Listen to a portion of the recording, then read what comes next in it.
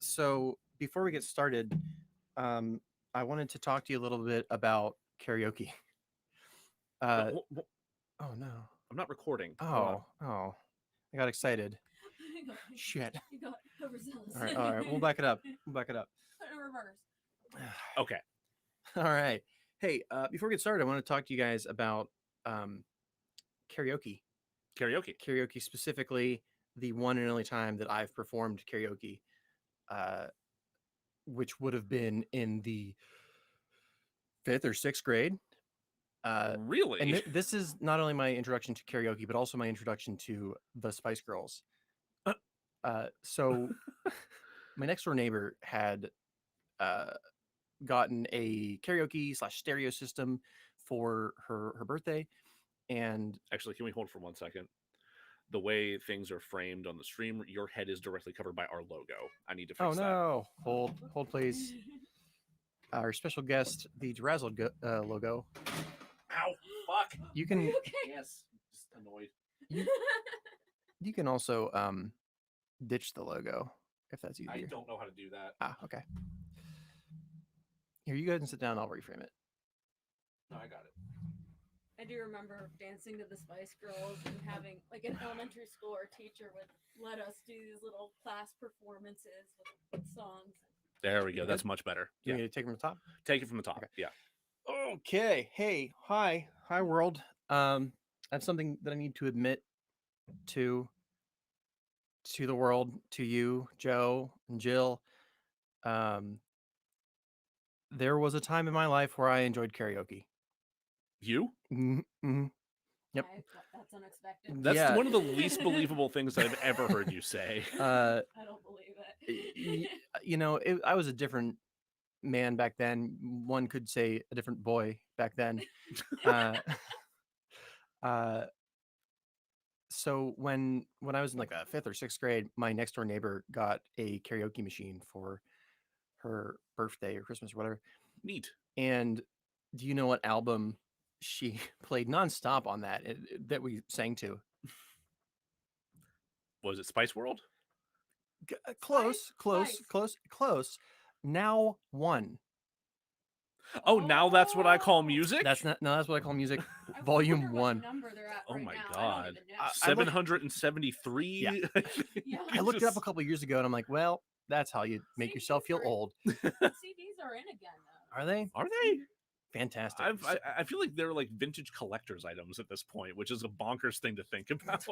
I've seen people like post I've started about this- collecting CDs. Records more so. are Sure. coming back. I've definitely seen some CDs in antique shops. I'm like, you shut up.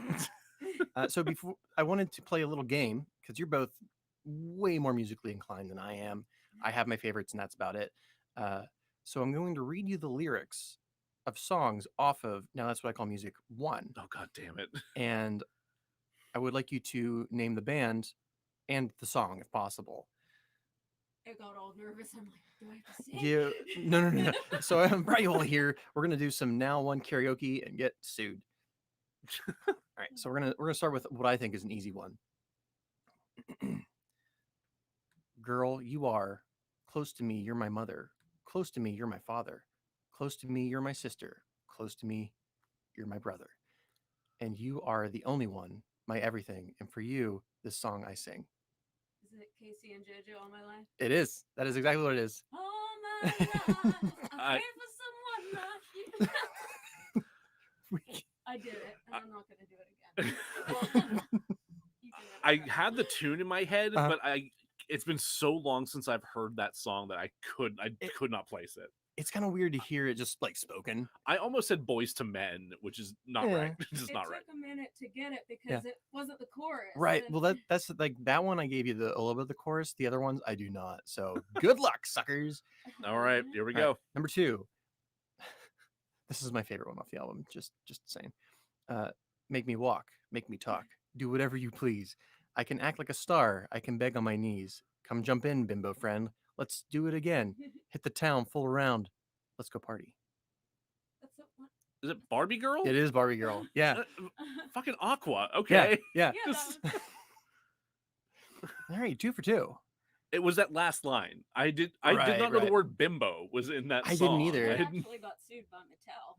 I Really? believe that. I That's fully believe stupid. Mattel got They used- litigious on that one. They used the word Barbie, Yep. so that I don't know. That's Trademarked. stupid. yeah. They could have just spelled it differently. All right, next one. Fuck me. I whipped up Jitterbuggin', brown-eyed man, a stray cat frontin' up an 8-piece band. Cut me, Sammy, and you'll understand. In my veins, hot music ran. Oh, I'm stumped.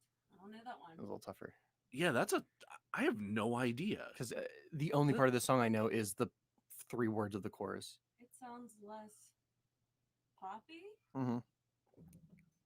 It is. You give up? Yeah, I If it's pass. 3 words, I'm gonna guess Black Hole Sun. No, I don't think that one's on there. It I should be don't though. think that would be on No. now though, because it's not really pop. It is Zoot Suit Riot by Cherry Cherry Poppin' Poppin' Daddies. Daddies, Yeah, really? yeah. Good lord. Wow. Right, it's okay. It's okay. So we have 2 more. That's a classic I forgot about. I forgot this song even had words. Plant a seed, plant a flower, plant a rose. You can plant any of those. Keep planting to find out which one grows. It's a secret no one knows. It's a secret no one knows. Oh, no one knows. I know. Do you know it? Hanson. Yep. Yep. Bop. Yep. And they're playing on my birthday. Oh, you're right. That is fucking Mbop. Yeah. Oh my god. But singing saying the chorus. Right. No, of course. It'd be way too easy. So here, As soon as you said it, like the actual tune, like the actual cadence Right, of right. the verses popped into my head. I was like, oh, I can't believe I missed it. yeah, I mean, I'm not reading it. I'm kind of reading it like, Well, yeah, you're reading Jam it. poetry. You're reading it without the actual melody to it, which you have to for this. Otherwise, Right. it'd be too easy. also, I'm not doing that because I'm not that little boy anymore. No, you're not. That little boy long ago No. that enjoyed karaoke. That one beautiful summer where he got to spread his wings and sing Mbop. All right, last one. Yes, I know all about the other guy, the handsome man with athletic thighs. I know about all the time before with that obsessive little rich boy. They might make you think you're happy. Yeah, maybe for a minute or two. They may make you laugh. I can keep going. I have no idea what this Yeah, I have is. no No, idea. they can't make you feel the way I do. I will buy you a garden where your flowers can bloom. I will buy you a new Oh, car. son of a bitch! It's Everclear. Yes. Ah. Well, wasn't that fun? I had a blast. It was a good time. I also enjoyed myself more than I should have. I think Hanson was my first CD. It was Oh God. It was orange. I remember that. I remember that. I do remember that. God. I can't remember what my first CD was. mine. Just Oh, God, this is embarrassing. Mine was, besides like burned CDs. oh, sure. The first one I like paid money for was the score to Phantom Menace.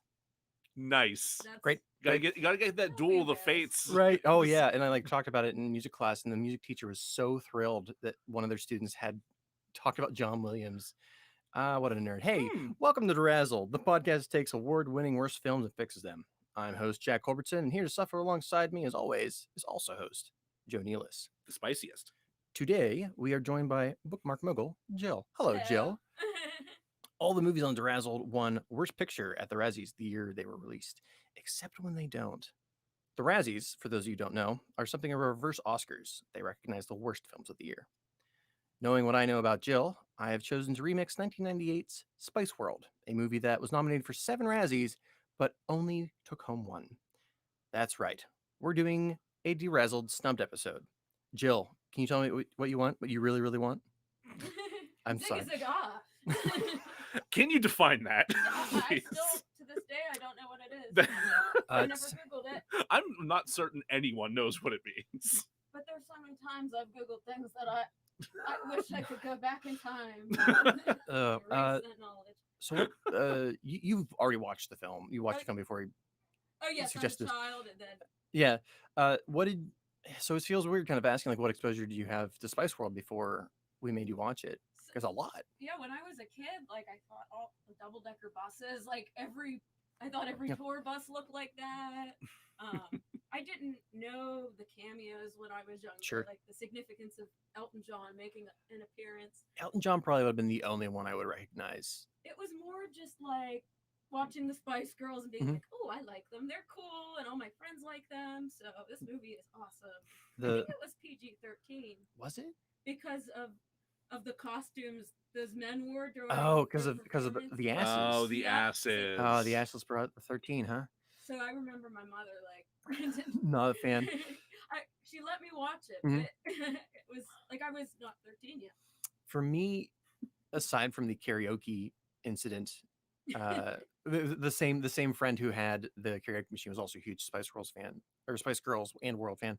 And our corner store where we get like penny candy had little, almost like chiclet sized pieces of chewing gum, and the paper wrapped around them were the 5 Spice Girls. And I remember getting like handfuls of these because, again, penny candy, and it being weird because like they had just broken up, so we had all these ginger chewing gums. We're like, well, that's she's gone, I wonder, aged poorly. I wonder if we went to the same candy store. It's very possible. Was it 4th Avenue in Altoona? Now they know where I'm from. Yeah, Yeah, oh, I've you've never, mentioned it before. I'm from that shit. So for those of you who don't know, Jill's from the old country. Yeah, we go way back. Go way back. We both escaped. Joe, how about you? What was your exposure to? I think we talked a little bit about this during the watch along, but my sister and former stepsisters would watch this all the time. Like we, they would want to watch it repeatedly, and I sat there and watched it with them because I always made them watch stuff as well. So like we watched countless times like Ghostbusters and Coneheads and Beetlejuice because I wanted to. Right, classics. Yeah, and to balance that out, whenever they wanted to watch Spice World or Titanic or various other things, Okay. like we would watch those things. And so I actually had a bit of nostalgia for this movie because I'd seen it so many Right. times, but very little of it actually stuck with me, with the exception of the bit about the Pope. That for whatever reason, that bit stuck with me through time. You didn't remember the aliens. I didn't remember the aliens. I Yeah, remember the aliens. Yeah. I had never seen it, but I will say that of all the movies we've covered, this is the one that people were the most pissed that we were going to fix. They're like, "How dare you Wait, talk really? shit on the Spice?" Yeah, it was like somebody who commented on it. It was like, "How dare you?" Not like actually upset. And then when we had our interview on the Anything show, Andrew was like, you don't need to fix that." Oh yeah, that's right. Yeah. I forgot about I that. don't Yeah. need to fix these So- girls. so- No, Andrew, if you're listening, we're sorry. if anything, I don't want to fix the. We'll get to it, of course, but I don't want to fix the Spice Girls so much as bring the aroma forward. Anyway, What? So just quick rundown of what we're going to do today. So we're going to summarize the Spice World movie for you, for those of you who don't know, for those of you who've forgotten the aliens, and it will make everything perfectly clear. Then we're going to talk a little bit about who the Spice Girls were, the impact they had on our culture, and we're going to talk a little bit about feminism. After that, we'll do our usual critique, and then we'll make Spice World even better. So fantastic. Before we do any of that, though, they should probably subscribe and things. That's a good point. Yeah. So if you haven't already, please like, subscribe, follow us on various platforms. Please rate and review the show wherever you can on Apple, Spotify, Good Pods, or wherever else you listen to help get us further up in search results and help people find us. Much appreciated. Before we go into the summary, I pulled a quote from a Rolling Stones article written by Chris Heath that I think really shows you who the Spice Girls are behind the scenes. So here's a glimpse of the Spice Girls. Quote, "You know what's the greatest pleasure?" asks Jerry. "When you're dying to go pee. When you're dying to go for a pee, when you got there and you have that pee." Mel C interrupts. "What's even better," Mel B finishes, "is when you have to poo." Mel C says, "No, when it's freezing cold and your pee's dead warm." Victoria, who is almost exactly like her character, I don't talk about things like that. Then they start throwing bread rolls around the room, and Mel B has the idea, who can do this, as she grabs the tablecloth where the rolls are placed. Who can do this? Just- Victoria saying, I don't think you should do that. Jerry grabs the other side of the cloth, and Emma says, yeah, go on. They then try to do the old magic tablecloth swipe, and it doesn't work. the flowers are still standing. And that's the Spice Girls I wish had been in the film. That would have been fun. Yeah. I think like that is so much more chaotic. Oh than my what we God, get. I think they kind of put some of that into the characters in the movie, but not nearly to that extent. Like it's not that kind of destructive chaos or mischief. Like it's They're a bunch of imps just running around causing British chaos. Yeah. And we'll touch on that article again to tell you some more chaos. But first, let's talk about what the movie is. The opening credits to this nearly impossible to find novelty flick are meant to invoke the psychedelic 70s. To our less than 1% of Gen Z listeners, the nostalgia for the colors, wardrobe, and quote-unquote free attitude of the hippie movement was especially high in the late 80s, which explains why I look like Shaggy from Scooby-Doo in all of my high school pictures. After the credits, we fade into a concert, the Spice Girls performing for their adoring fans. During this, we get glimpses of the supporting cast. First, the girls' management team, headed by Clifford, played by Richard E. Grant from With Nail and I, and Marvel's Loki. That's right, I have a Funko Pop of this man. Oh, that's right. He's classic Loki in the Yeah, he's Loki classic show. Loki. Yeah. And he's really good at it. I'm like, he has very few lines, but it like crushes it. Next is the documentary crew headed by Alan Cumming from Son of the Mask, who also plays Loki, a Funko Pop I do not have. Had to bring up Son of the Mask. Of his whole like movie oeuvre. Jamie Kennedy starts crying somewhere and doesn't know why. It's your damn fault. He had all that momentum from the mentions in Scream, and then I had to bring that up. I'm sorry, Jamie. So post-show, Clifford escorts the girls from the building. They run into Elton John, just, Elton Johning around backstage. I love that. I like Elton John as a verb. Right. The doc crew assigned to the film to film the Spice phenomenon, our B-plot, missed their chance for an interview and are generally treated as only slightly better than paparazzi throughout the film. Outside, the girls are greeted by a swarm of fans. Posh signs some shit. Ginger kisses little boys. Clifford prevents some perverts from taking upskirts. That's not an exaggeration. That That's actually definitely happens. a thing that That's happened. a real thing that he has to do. Before even smartphones back then. Yeah. Oh, the grainy pixelized version of panties. Then they enter the Spice bus. Actually, a TARDIS that's 6 times larger on the inside. I want one. I just want to drive all around and live in it. I'll take a real one or a TARDIS version. TARDIS upgrade. Meatloaf plays the bus driver, Dennis. Rest in peace. Yeah, we didn't mean for this episode to be timely, but god damn it. We watched days before. Yeah, days before Meatloaf passed away. Yeah. I mean, anti-vax nonsense is that what happened? Oh yeah, that's a big part of what happened there. No. That sucks, but still, it contributed to some amazing things to our culture. And rest in peace. Yeah, I've said in honor of him, we will not dedicate this episode. Because we should be talking about better movies like Fight Club or Rocky Horror. Yeah. But it could be worse. We could be talking about Blood Rain. We could be talking about Blood Rain, man. So you've now invoked Jamie Kennedy and Uber Bowl. I'm not having a good time here, Jack. I think that's the last of the really terrible film references. Okay. I actually watched that movie. I don't believe you. You're wise to do so. I watched Fight Club, and he's in Fight Club, and I'm like, he's actually a really good actor. So he's I saw excellent in Fight Club. Like Blood Rain. I saw Meatloaf in the credits. I'm like, okay, I'll give it a shot. What an idiot! What a stupid child. I loved him in Tenacious D and The Pick of Destiny. There you go. Yeah. He played the dad. Yeah. Jack Black's dad. That makes sense. I've not seen Tenacious D, but that would make sense. Highly recommend. It's fun. Inside the bus, we sample each member's personality. Sporty is sporty. Posh is snotty and fashionable. Scary is outspoken and goes rah. Yeah, it's about right. Yeah. I went with that vibe today. Hell yeah. Got some nice leopard print. Ginger has tits, and Baby Spice is your creepy uncle's favorite. Ooh. She just smiles and gets out. She can do anything. She just gets out of trouble just smiles. Has oh my god, what are those called? Pigtails. Yeah. The girls are going to broadcast a concert worldwide at the end of the week. There's your plot. See you here in an hour for the resolution. So note, Ginger's personality will be covered later in a section called Ginger Spice, past your expiration date. Yes, spices can expire. Throw that fucking basil away. It's old enough to drive a car. Oh no. Uh, C-plot. C-plot arrives in the form of Hollywood, a producer, question mark, and a writer. I'm just going to call them as a unit Hollywood from here on. They like to cash in on the Spice Girls fame by producing a movie.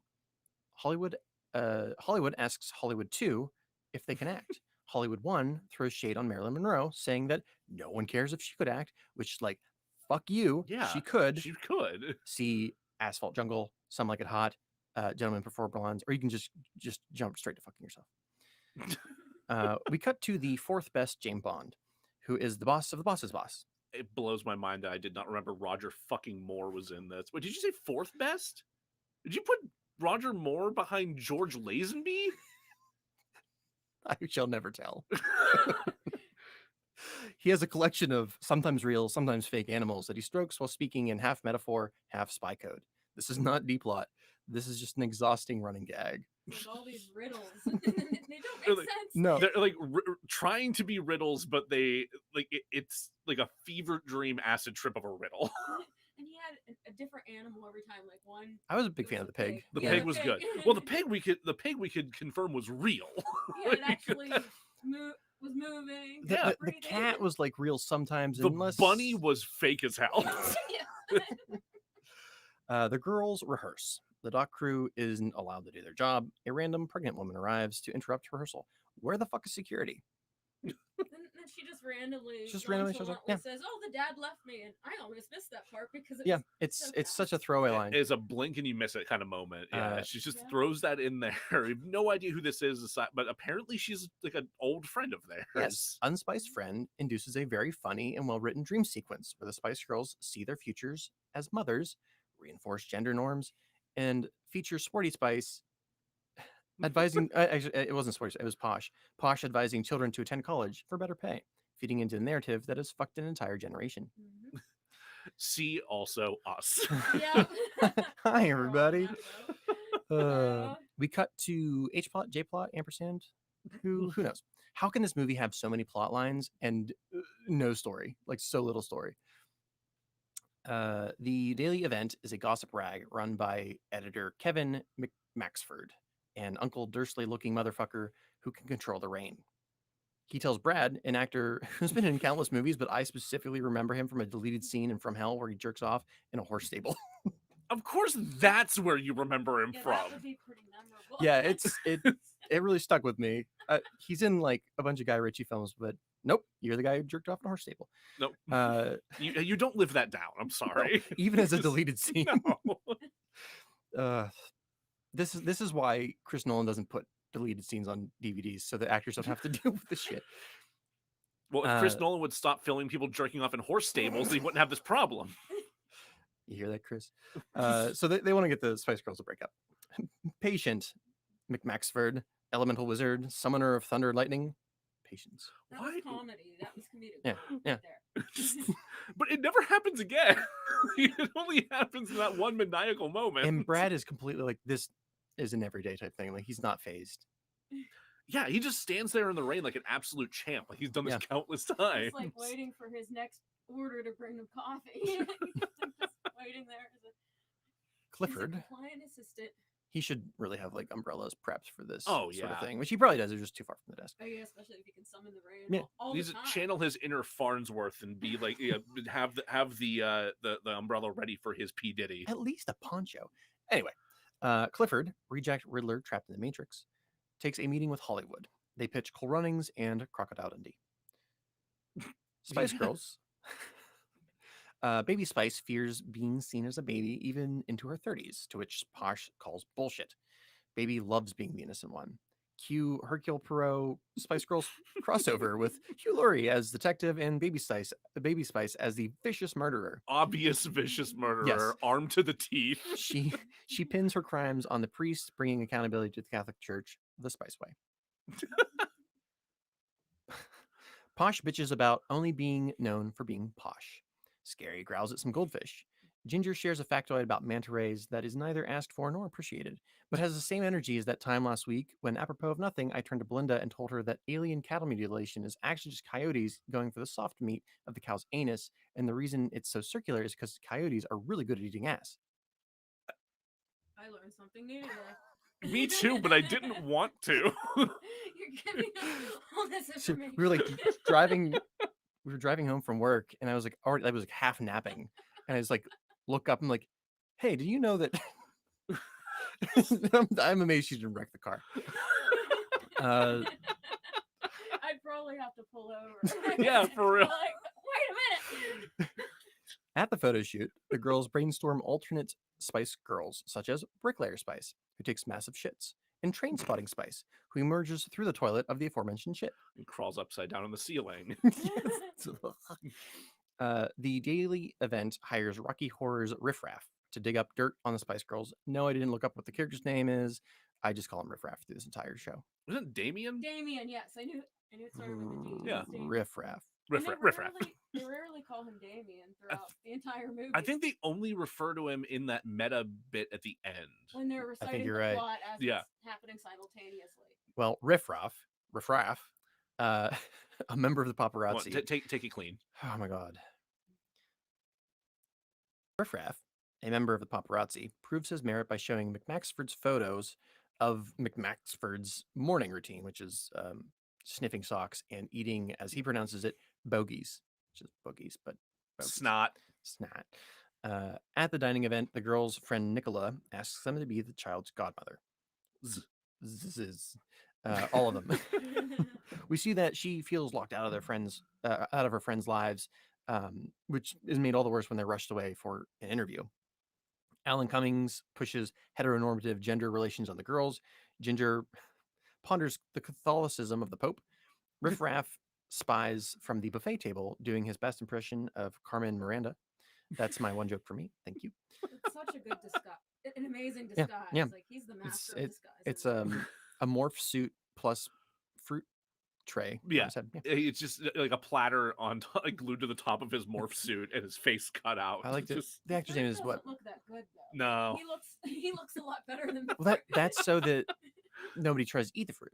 That's true. Yeah, he thought it out. But an event high profile, like Somebody you look have a right. better Yeah, caterer, you know. I'll get. Was it Richard O'Brien? Is that his name? Yeah, Richard O'Brien. I'll get him on the phone and tell him Yeah. to suck it What's up, Riff Raff? for that for that movie you made in the In late 90s. 1998.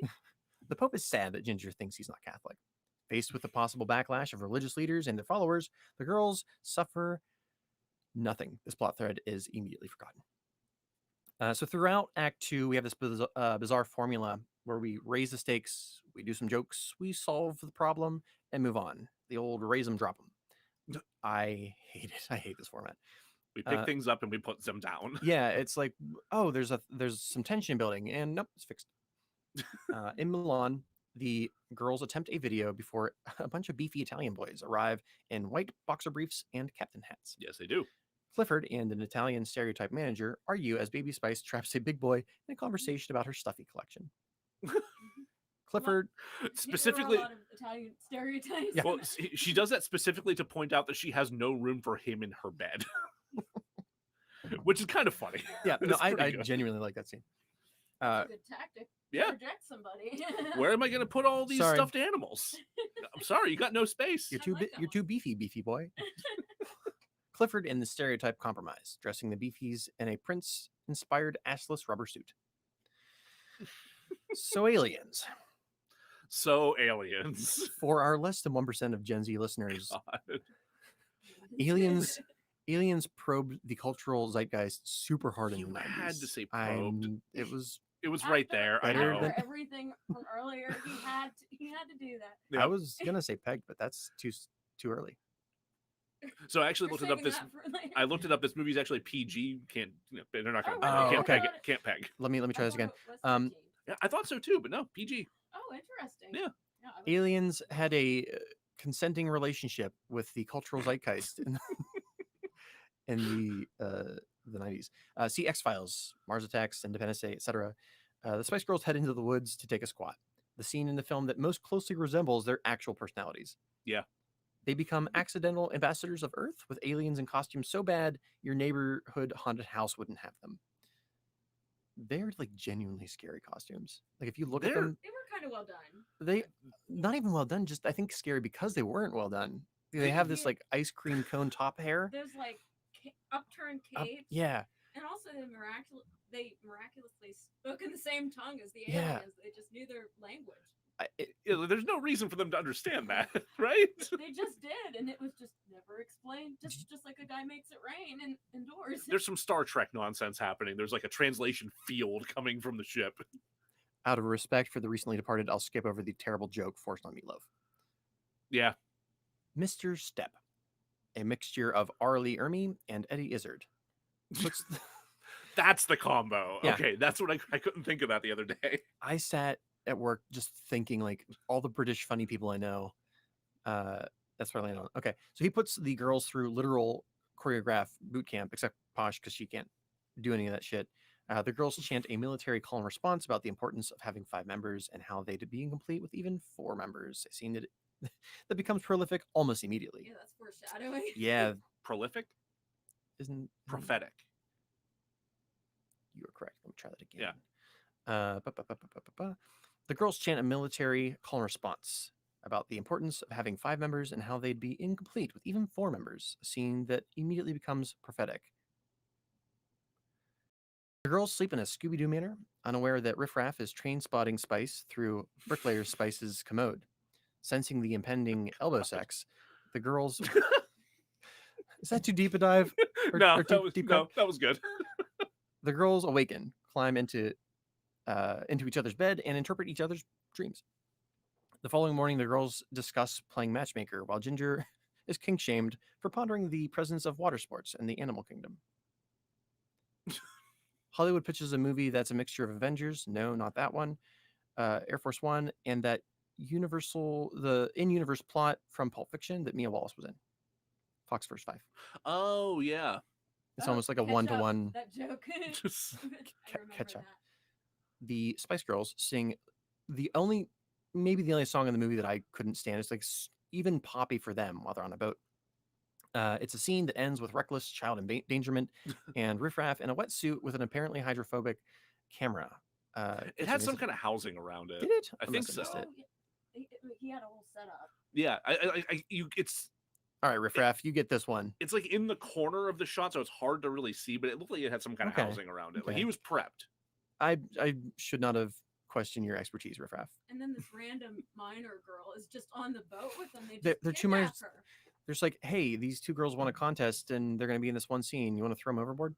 Yep, sure do. Here in the good old US of A, that's a $10,000 fine with an up to 5-year sentence in prison. In Britain, it's apparently fine if you're in the tabloids every day. In the UK, the place where child endangerment was invented, that's just a proper tea time. Not to mention the medical bills. Yeah, they got it covered. They have universal health care.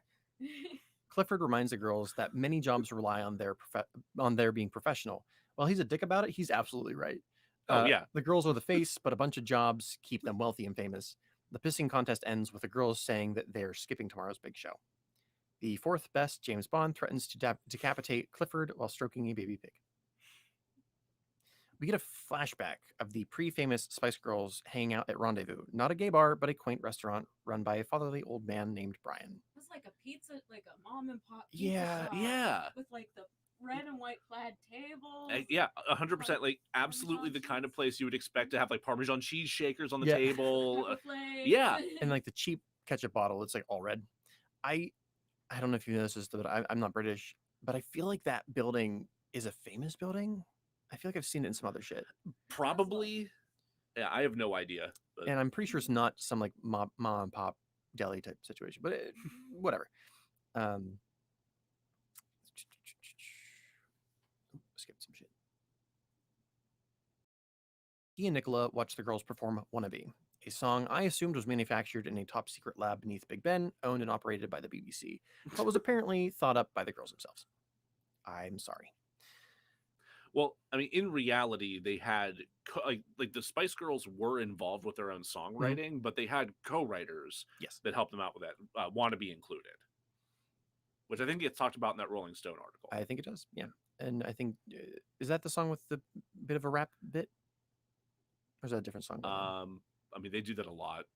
Well, it was Jerry's idea. Yeah. Jerry just wants you to know that. Feeling nostalgic, the girls all arrive at the now closed rendezvous. They wonder where Brian ended up, but then quickly forget he ever existed. I know they would have all the money and the resources to help out. Yeah, this I'm like, pizza shop this- to give Yeah. them free food. This dude like gave you free food, free 100%. coffee, and you're just like, nah, whatever. We're famous now. We're famous now. We could have helped you, but whatever. Nah. We get a fantasy sequence where the girls are on trial. Stephen Fry serving as judge. This They- is my favorite.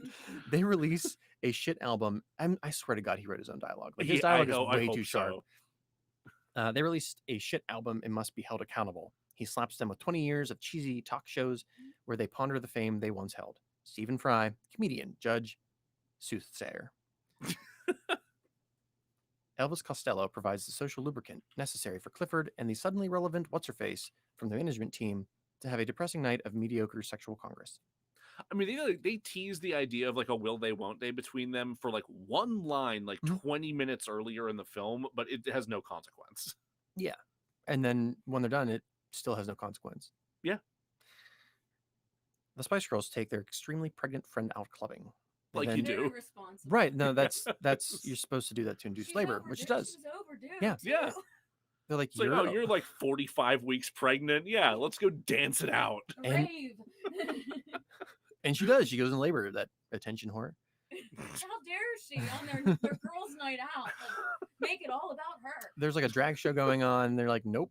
Prago's got to suck up all the attention. How dare she? The girls in Prego arrive at what is almost certainly a ghost hospital. The staff consisting of a single doc nurse and 3 extras in scrubs. Meatloaf drove the bus. He did drive the He bus there. drove the Yes, that's bus. important, which we'll get to almost now. Through the power of breasts, Ginger Spice brings a child out of a coma. He sure did. Clifford chain smokes, wondering where the girls are. Baby Spice slaps Posh. Nicola farts out an unreasonably dry, calm baby. And With full head of hair. full head of hair. Here's your 3-month-old child. Well, I guess she was in there a while, wasn't she? Fully Yep. cooked. Just Ginger credits the miracle of birth to girl power. sure. Sure. The girls capture Riffraff, concuss him, and through the power of insert vague reason here, cause a change of heart. The girls steal the bus while Meatloaf naps on the lawn. Posh drives them past Buckingham Palace, waving at the Queen, Charles, William, Harry, and definitely not Andrew. We don't talk about Andrew. No. No.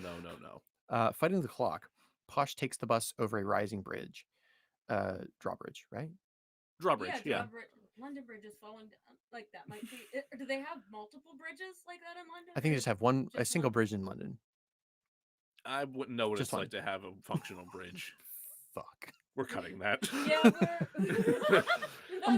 we're. Too soon. I'm sorry. Mm. Yeah. I'm going to take that from the top, huh? Yeah, let's take that from the top. Fighting the clock, Posh takes the bus over a rising bridge. The filmmaker is using a cheap model and Matchbox car to achieve this effect. Absolutely ace. 100% how I would have done it. No notes. No complaints. Absolutely no complaints. That notes. was great. The police attempt to arrest Baby Spice, but Baby Spice uses her previously aforementioned immunity to old perverts to get them off. Just smile. Just smile. Everything's cool. What's funny is I think Ginger and Posh try it first, and they're like, no, too old. Yeah, they didn't. It didn't work for them.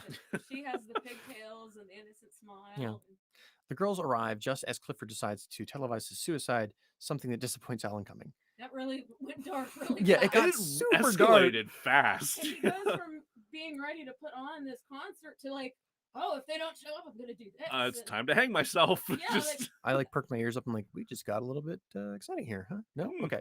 It doesn't happen because the girls show up, do their big dance number, spice up your life, roll credits, but over the credits, there's a mockumentary oneer that shows a prequel of sorts. The actors preparing to film the movie. The Spice Girls break the fourth wall for entirely too long. it really goes on too long. Like that could have been a fun bit if it Mhm. was like a full 15 seconds shorter. Hmm. Off screen, the bus blows up, killing Meatloaf, which means the bus and Meatloaf were ghosts the entire time. The end. Huh. Yeah. Hmm. It's weird. So that's Spice World.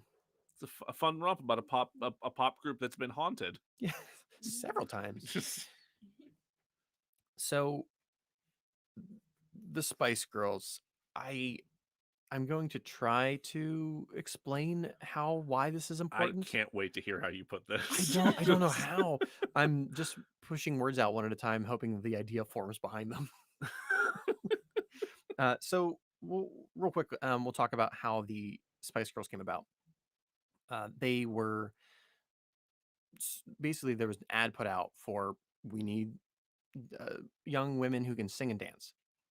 And Was it like energetic, yes, ambitious or extroverted young women who are capable of singing and dancing? I think was This is how they first came about. Yeah.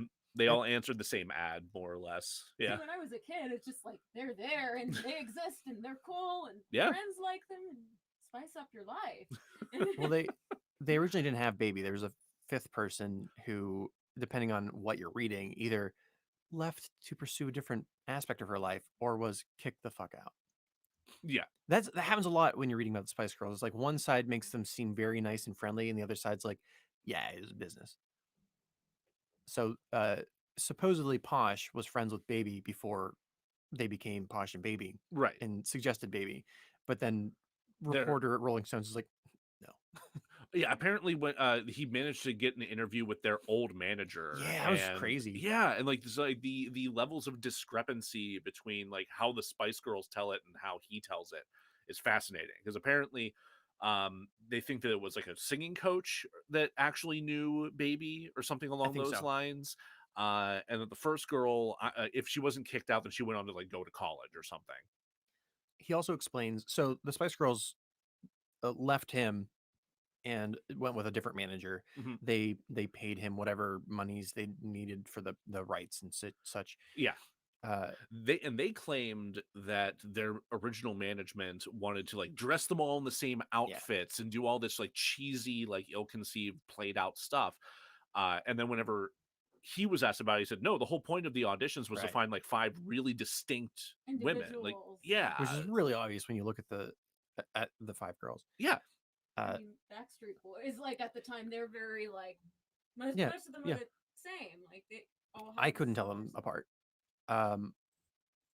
If you were into them, you could like, you started to figure out how to tell them apart. But like if that was not your thing, Right. they were just copy and paste the same like cornflower white boy. And Spice Girls are all like spicy and Yeah. variety. It was really easy to tell them Yeah. apart, even if you didn't listen to them. I didn't listen to them. I was like, oh yeah, I know for the most part, I knew them apart. I mean, those nicknames stick. Those too. nicknames stick. Yeah. So what I found really interesting is he suggests that the reason that they left is because he had planned to remove one of the 5 girls. Right. Because he's like, well, it's a product. We're making a product, and one of the girls isn't cutting it, so we're going to replace her with somebody else. And before that could happen, the girls got together, decided to form their own band and leave, or their own management and leave. Yeah. That's girl Yeah. power. And it is, and I think it's cool. I do wonder if perhaps it was Ginger who ended up leaving anyway down the road because of differences. Mm-hmm. Could have been, but we'll get to that.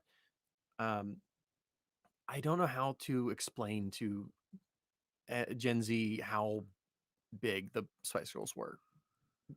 Well, let me see if I can do this. well, you know how big BTS is now. It was like that. Behind the scenes. No, it's a K-pop band. Oh, That's I that, was thinking and behind the that, scenes, too. and that is the full extent of what I know about BTS right there. I thought it was behind the scenes. Nope. There's a K-pop band. Are they called behind the scenes? They're called BTS. I have no idea what the fuck it stands what? for. It could be. It could be behind the scenes. I don't see why it would be, but I don't know anything about K-pop. I don't either. We're old. We're old. So this should show it, right? So the Spice Girls became insanely popular before the internet was really the internet. There was, I mean, there were some AOL chat rooms. Like Yahoo and Amazon, but very few. No, Amazon wasn't Amazon a wasn't thing. there yet. No. yet. Amazon wasn't even a twinkle in Jeff It was Bezos' just- little eyes. It might have been there. It just search Festering. engines. It was mostly just search engines. At that point, it was I mean, it was what it Like was fan sites. Yahoo. Chats, There was Yahoo. There was AIM, AOL. There was Ask Jeeves, Alta Vista. Like that was about it. ICQ. So I don't even remember that one. let me this will explain it to you. So the girls were asked to go into a chat room, kind of do like a Q&A. Oh, right, yeah, and they had no fucking idea And what they had were no- doing. I will read the direct quote. Please do. This is good. Do you guys like AOL? I don't know who AOL are. This is Mel B. Yep. Then she is told, and she gives her answer. I love American Online. It's a chance to speak to the world. Afterwards, she will point to the computer monitor and ask over and over again, I want an internet. Can I have one of these? Yeah. Which just is pointing at the monitor to the computers, like which I imagine had to be like chunky CRT monitors, just like hanging out on these tables. So even without the help of social networking and websites and the internet, they were able to become giants. Like worldwide global successes. It was pretty amazing. It was like the British invasion of the 90s. Yeah, in a way it was. Like that's a good analogy for it. Like Belinda asked me, like, were they as big as the Beatles? I'm like, they weren't that big, but they also didn't last as long. Yeah, they were. It felt like they were just like a twinkle in right. the eye of like I said, I barely had time to eat the chewing gum before one of them left. It's like before, like once I got the second CD, it was like the goodbye album. Because Ginger was only on the first one, right? Or was she on the first two? No, she was on the first two. Yeah, okay. She was in Spice World was the technical second album, but it also served as doubled as the soundtrack to the movie. Yes. So in the Rolling Stones article, he asks them about the movie because it's not out at the time the article is released. Jerry says it's basically a parody of us lot, a piss take of ourselves. It's an adventure, it's a thriller, it's a comedy. Right. And the interviewer, I think Chris Heath, says there have been, I point out, far more terrible pop star films than good ones. Why do they think this is going to work? Because, says Mel B, who has shoved a bread roll down the front of her shirt, I've got a third tit. Yep. Which should have been on the box, like the release VHS. Can't believe they didn't include that bit in the film. Honestly, like it feels like a thing she would just do in the middle of like that luncheon interview where Richard O'Brien pops up from under the platter. Like, it feels like a thing that would happen then. I feel like they really wanted to keep the PG. Yeah, probably. I don't know. I mean, you got all that man ass in Italy. Scary Spice with a bread roll. No, Richard O'Brien hiding under the table. Riffraff. Yes. That would be a really hard. It would be difficult to engineer. It might need some help. Just a lot of glue and morph suits. Yes. This connects to nothing, but I just want to read. Everyone picks their nose. So shrugs Jerry. President the article picks his nose. Yeah, the article starts with one of them just digging for gold. Right. Yeah. It's Jerry. It's what's her face? Ginger. Oh my god. There's also a portion where they talk about, at the end of the day when they're all done being professionals, they tie their hair up with G-strings. If they don't have like scrunchies or whatever handy, they'll just use their underwear. And apparently Mel B would just use underwear regardless of its state of cleanliness. Right. Right. Well, she said she smells of roses. Yeah. No, obviously she like her shit doesn't stink. And the only one who doesn't do it is Ginger, not because she has any problems with it, but because she's always running out of underwear. Yeah. And specifically during that interview, she's like, "Yeah, I'm wearing Mel B's knickers because I don't have any."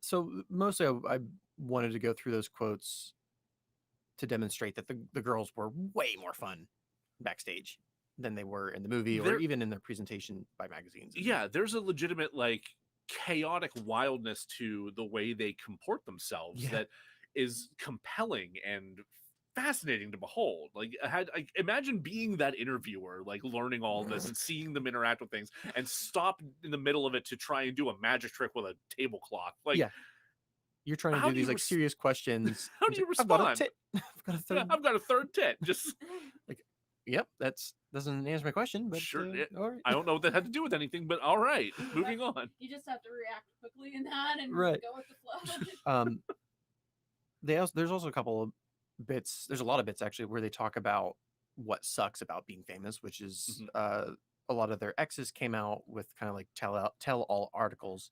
Yeah, there were guys really getting shitty. like tens of thousands of pounds from tabloids for stories about sleeping with them, regardless of whether or not they were true. Correct. But there were some that were apparently true and like hit home and hurt. But then they're the heroes for sharing these stories, but then the women who engage in Yeah. consensual activity are also shamed. And Yeah. it's like the early internet, so you also have sites where specifically Emma is pictured as the devil holding a pitchfork, a pentagram on her tank top, the words "Beware, Emma is Satan. She has no eyeballs.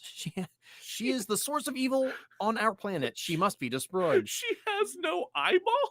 was before I had And the internet, I think. Yeah, it was like early internet. It probably, oh man, the nostalgia is kicking because I could see like little gifs and like little sprinklies Like and a little Angel Fire Angel site Fire or site, yeah. GeoCities or Netscape. something. But like in response to this, Jerry leans over and like looks through Emma's scalp and is like, "Nope, no, No 666. no, 666. Emma is not the devil child." Quote. So the thing that struck me the most about that sequence is when Mel B is talking about the guy who was like who sold a story about her, Mhm. who she was actually like really close with and like thought she had a connection to, and how she was talking about how like I could like easily have this guy's ass kicked or whatever, and it's like, but but what's that really going to prove? What's that going to do? I'm not going to do any of that. I'm just going to move on. He got 40,000. I've got 1 million. Who cares?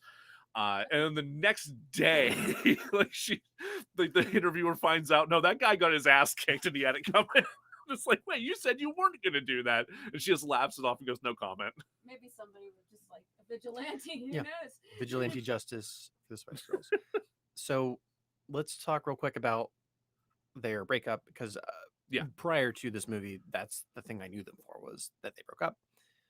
So Jerry, I can't remember her last name, but Ginger Hallwell. Spice, thank you. She left the group to have a solo career, and they tried to play it off like, hey, she's going to go do her own thing. She doesn't quite jive with the band, the other 4 girls at this point. And then as time and paparazzi happened, more has come out. She was getting more and more, getting more and more fights with Posh and Scary. I think more so Scary Spice. I could see that probably being the case. Yeah. Because I want to say like her and Posh actually get along. Well, because one of the things that gets talked about in that Rolling Stone article is their politics. And there was that crack that Jerry made about yeah. Margaret Thatcher being the first Spice Girl, and the kind of shitstorm that caused for them a little bit. And in discussing that, the journalist points out that Jerry and Victoria are both very conservative. Like Mhm. they support the Conservative Party. Mel C supports the Labor Party. Mhm. Mel B identifies as an anarchist, and, Right, yeah, and yeah. then I didn't know that. and Emma just like doesn't want anything to do with it. She Right. tries to be apolitical. Which, like, if we're trying to figure out the personalities of the Spice Girls, like that in and of itself is probably the best indicator. Yeah. And it's weird, like of their personas that they put on, I feel like Ginger's is the one that's least like who Jerry actually is. Yeah. Oh, I believe that. And Yeah. then also, I feel like her solo album did not do as well over No. here. I don't remember think it that so. much. Yeah, I haven't looked up sales figures, but I think you're right. I feel like as a child, I would have remembered because I would have had the album and it would be on sale more places. You'd think, yeah. I don't remember it making a splash though. Yeah, I don't even remember a song that she sings. I couldn't name one. So she had agreed with the bandmates to continue the tour with them up until like this will be the last concert. However, she had set up an event, a charity event where she was going to talk about like breast cancer awareness, which she was very passionate about because she had surgery. I think when she was 17 is what it said to remove like a small. Oh, I didn't know that. Yeah. And when she was like, okay, well, I got to go over here and do this thing, the organization was like, your manager said you canceled.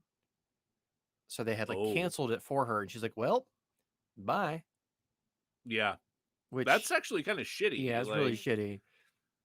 Like I can't. There was a weird thing that happened when I was reading the Rolling Stone article where I'm seeing their ages at 1997, and they're all in their early 20s, and my brain still remembers me being a child and seeing them as adults. So even now today, I'm like, oh, they are older, but in truth, they were just a bunch of like young 20-year-olds making Yeah. huge decisions. Like I would not have been able to do half of that stuff. Oh my God, no. They did accomplish a lot. Just thinking Yeah. about the short period of time and their success. And Like no their wonder age. they were chaotic because there were a bunch of like They're Yeah. practically, yeah. I mean, they're young adults, but they may as well be kids. The Yeah, at that point. cortex of the brain doesn't develop until age 25, and that's the whole part of the brain that controls impulsivity and Yeah. behavior and stops you from pulling a tablecloth. yeah, all those things. So it's like reading about all this stuff behind the scenes. I'm like, I'm not surprised. Like I had some friendships in college when I was in my early 20s that was very volatile. Oh yeah, we're all like running around being a bunch of a-holes. Yeah, like you do. Like you do. So we're gonna take a mini break while we bring on our surprise special guest to talk about feminism according to Ginger Spice. All right. So you're free to take some time to do whatever it is you All want. right. I would say you could stay, but it's a very small room. Oh, you're fine. But I'm gonna grab Melinda for her portion. Oh, sure. And then while she's doing that, I could get the bookmarks ready. Yeah, and whatnot. absolutely. Yeah. I think I have one. Yeah, I'll just be like next door.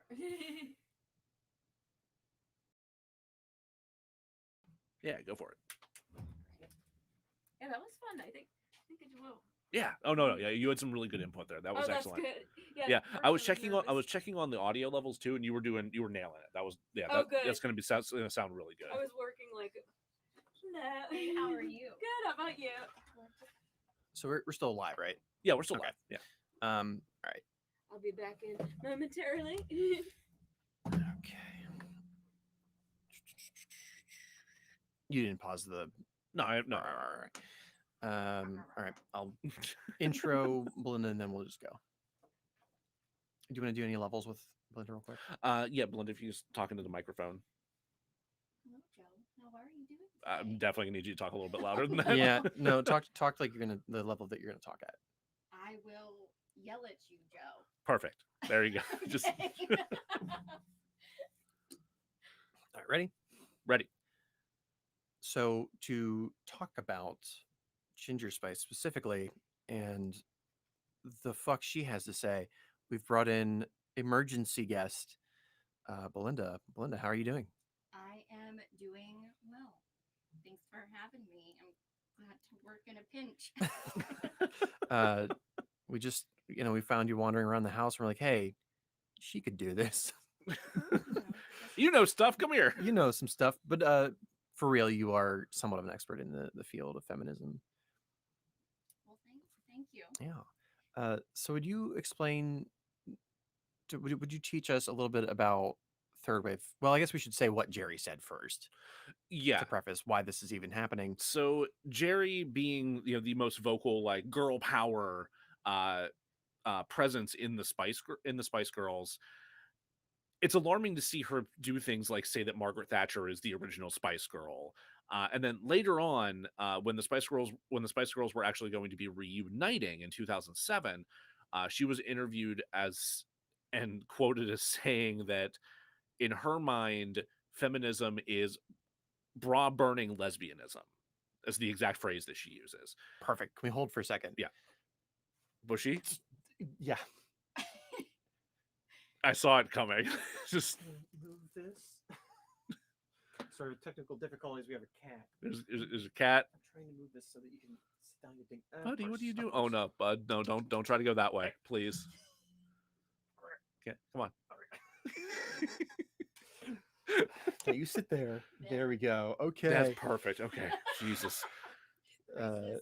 Uh, Fur kid. God, fucking damn it. All right.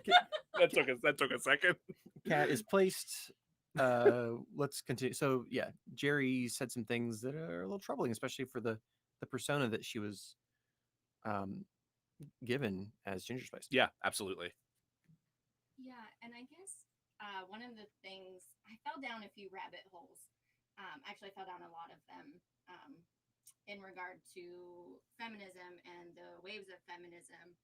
Because previously, how I've mostly viewed feminism and studied it is through like gender and development.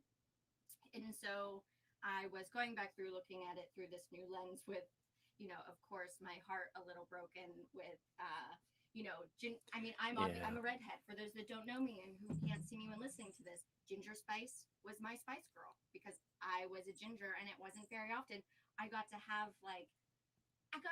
people Yeah. that looks like me. You got that and a Little Mermaid, and that was it. Yep. Basically. Yep. Or they were always like the evil stepmothers and the like evil witches, and that was pretty much it. No, they did stick with Ginger Spice. They did stick to the over sexualization of redheads. Yeah. But And how? They sure did. that's a whole different conversation. Oh, I also really quickly want to point out that in the interview, she said she doesn't like feminism because it emasculates men. She did specifically say that. Yeah. That pisses me off. Sorry. No, I think it's a good point to bring up because one thing that while being a feminist and an intersectional feminist, I will say that one thing that I don't think feminism emasculates men, but I think one thing that as feminists we have failed to do is to teach men how to exist in a new world. We focused so hard on getting, women into male-dominated fields, focusing on equality and really kind of putting those masculine traits on a pedestal and a thing that women should be aiming for. But in that, we still were kind of embracing those toxic masculinity traits and didn't spend a lot of time teaching men how to exist in this new changing sort of paradigm in this different Interesting. terrain is the word I was looking for. So I'm not surprised. While I was disappointed to hear she said that, I was also not surprised because that is something that we hear a lot, and not just in this argument. Think of, trans exclusionary feminists. Yep. To include trans is to be anti-women and through their framework, which we know is a whole bunch of bullpucky. But that's You can say bullshit on here. that's the No, Bullpucky was good. but that's sort of I see this as a very similar issue in regard to that. Yeah. Do you think that? I think Jerry's the oldest of the five. I think. Do you think that she grew up with a different understanding of what feminism was or is? Absolutely. Because if you look at the time frame, so second wave feminism was really the 60s, the 70s, and didn't really start taking root. Like third wave didn't really start taking root until the 90s. Okay. So Yeah. she was raised by second wave feminists and surrounded by that. And that second wave sort of feminists, that was the feminine mystique, the second gender, which the second gender there's a quote from the book that kind of is in line with the thing I said that we put like toxic masculinity and those traits on a pedestal, is that we've always what's the quote? One is not born, but one rather becomes a woman. It is civilization as a whole that produces that creature, which is described as feminine. So, but yeah, that was the wave that raised Jerry. It is also the wave that was anti-prostitution, which we now use the term Sex worker. Mhm. Yep. but it was anti-sex work. And, again, was the push for women to go into male-dominated fields. Yeah. And also at this point in time, there wasn't really a focus on race and gender. Yeah. There was no focus on intersectionality. And that didn't even really start to come until third wave feminism. But even then, we still live in a whitewashed colonial patriarchal society that's riddled with systemic racism. Yeah. So we have, feminism, we have these different waves, and within these waves, we have all of these different theories from transnational feminism, and I could go on and on. But really what they lack is that sort of focus on race. And it was actually a third wave feminism was coined by a 23-year-old Black bisexual woman, Rebecca Walker. And then the term intersectionality, even though it was coined in 1989 by Kimberly Crenshaw, you didn't really hear much about it through time. It didn't make it, at least for myself, and I'll admit, I am a feminist who is white. So a lot of my experiences are through that lens. But it wasn't until we kind of saw the shift in the last few years with the Me Too movement, this focus on intersectionality reemerging. So would you say that current feminism you would refer to it as intersectional feminism, not like fourth wave or whatever? So it technically is fourth wave, Okay. with a focus on intersectionality. That's the way I've always heard it referred to. Like, I think when I was still in grad school in the early 2010s, that was when I started hearing the term fourth wave, and it was always in those discussions in those classes and those lectures always focus on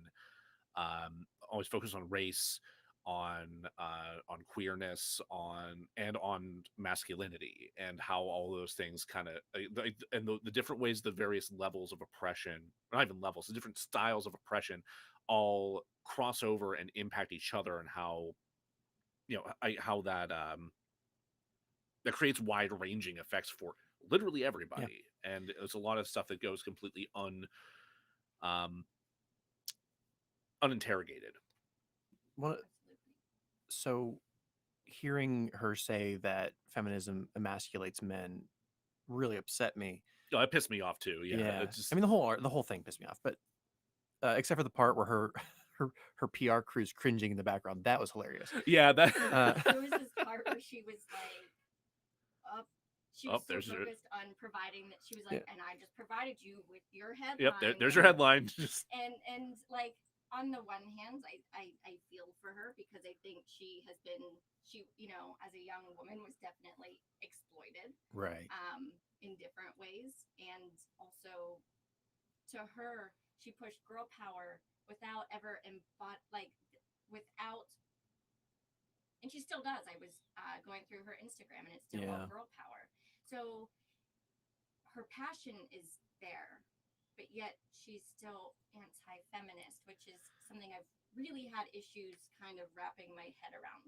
Because one of the things that concerned me was that she's an ambassador for the UN. Yeah, I did not know that. Well, that's mentioned. Yeah. In that Guardian article that you shared with me, that's where they specifically talk about that. Yeah.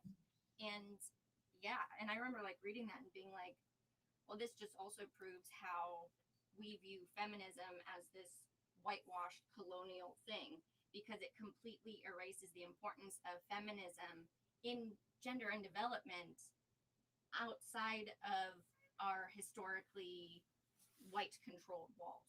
Yeah, I have a question. Absolutely.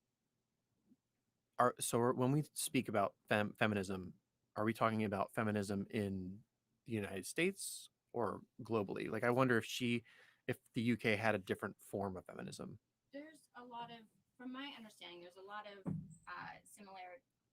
similarities and crossover. Okay.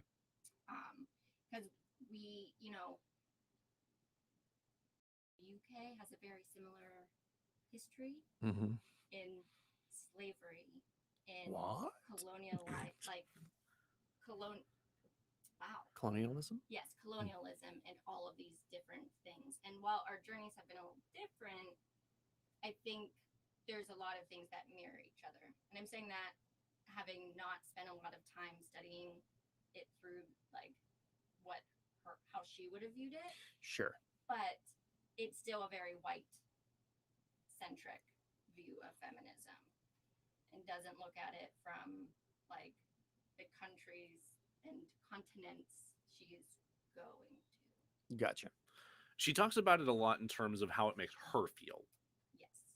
How she realized how privileged she was, how much, and that really is the focus. And I do get that when we experience things that aren't our norm, they are a shock. But And while the article I think is a few years old, It was 2007. Yeah, it's been a while to now. see if at least how if she's had enough time to process it and see it from a less me standpoint. Yeah.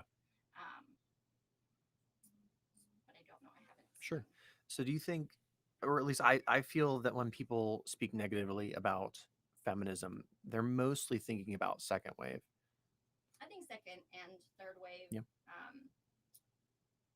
But because like second wave had a lot of groups, they did a lot of had like a lot of political movements. And third wave was kind of a response to second wave. Sure. So far as that third wave was this almost in a way kind of especially for white feminists was a rebellion from second wave, whereas black feminists in third wave didn't have the same sort of rebellion. But third wave was really the beginning. Like the third wave was sort of what brought us the slut walk. Yes. It is kind of, we saw it in the early 90s with focusing on sexual harassment in the workplace with Anita Hill, against Clarence Thomas, who is still a Supreme Court judge to this day. Great. Which is also another, yes. But then, so I think I don't know. I could probably, We could have an entire branch off side podcast. Yes. Oh, all easily. about feminism. Because like all of this stuff is still widely debated. Right. There are so many different viewpoints and opinions that some people still think we're in third wave feminism. Gotcha. So there's a lot of diversity in thought. Well, I have one last question for you. If we were to say, move one of these curtains and reveal Jerry Ginger Spice Hathelswarthen. Hallwell. Yeah, that's what I said. And she was to sit across from you, what would you say to her in regards to feminism, not Spice Girl? That's a tough one. I think if I was sitting in front of Jerry and I could tell her about feminism, I don't know. There's like, I think there are a lot of things I could say, but I'm wondering if the things even I said today would be helpful, like acknowledging. I think she's too like dug in. Of like, where were the shortfalls of feminism, and also all the different schools of thought, and where are we now? What is feminism now? Maybe she didn't identify with second wave feminism, but maybe where we are now, is something that might be easier for her to identify with if we ignore the fact that she's also a Tory. But do you think the Spice Girls did it? Oh, sorry. No, go ahead. Do you think the Spice Girls did anything to help or hurt feminism as a whole?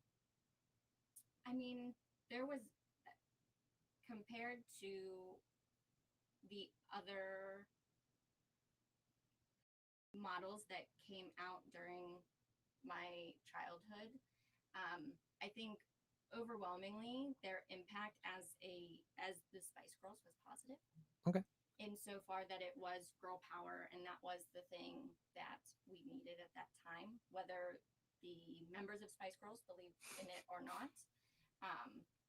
But I know it had an impact on me. And when you think about it, and just let's go back to Ginger Spice, her entire thing was to be like sexy, but she,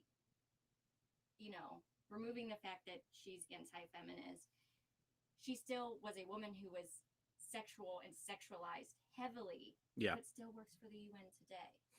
So there's still some positives I see in that, even with her having some problematic beliefs.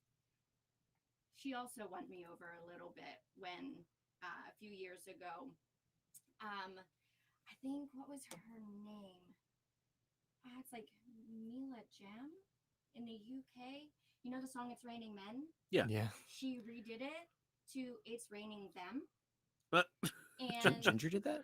no. Okay, I was No. like, Mila But Jem, somebody Mila- else. oh, okay. yes, Okay. but she did it, and Jerry Mhm. came out in support of it, who Okay. previously sung that song. So she won. She Alright. won some like That helps. kudos for me Okay. because it wasn't. Because I think sometimes we mix up the United States conservative Right. entails that is anti-trans versus maybe that's not the case other Right. places. Well, J.K. Rowling Well, doesn't help that. I mean, No. British feminism in particular has a very big anti-trans problem, but it is reassuring to see her not fall into that trap. So that is a good thing to see. So that shows some some willingness to grow and learn. Third last question. If you were to give Joe a spice name, what would it be?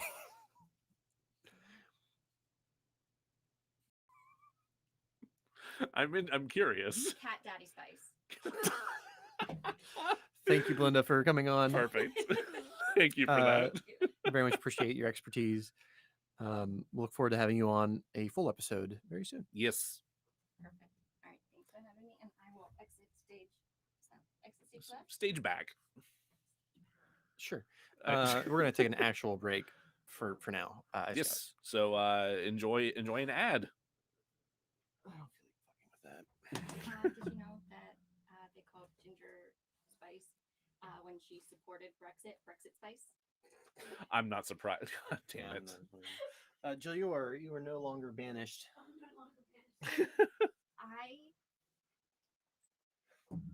I'm assuming Act 1 went on real long.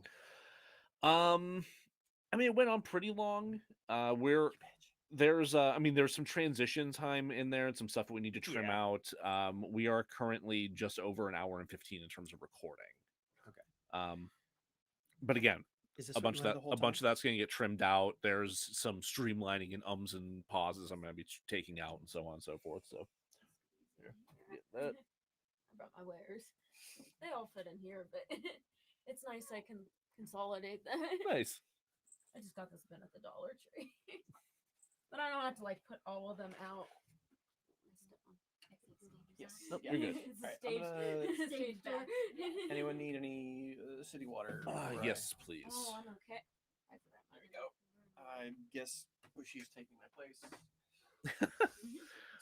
Her head popped up into frame in the stream for like half a second. Like when she was sitting on the table over there, her ears and the top of her head were just like right in the bottom of the frame. And, good luck cutting out those buds.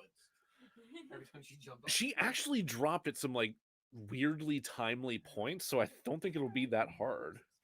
Very interesting. Water real quick.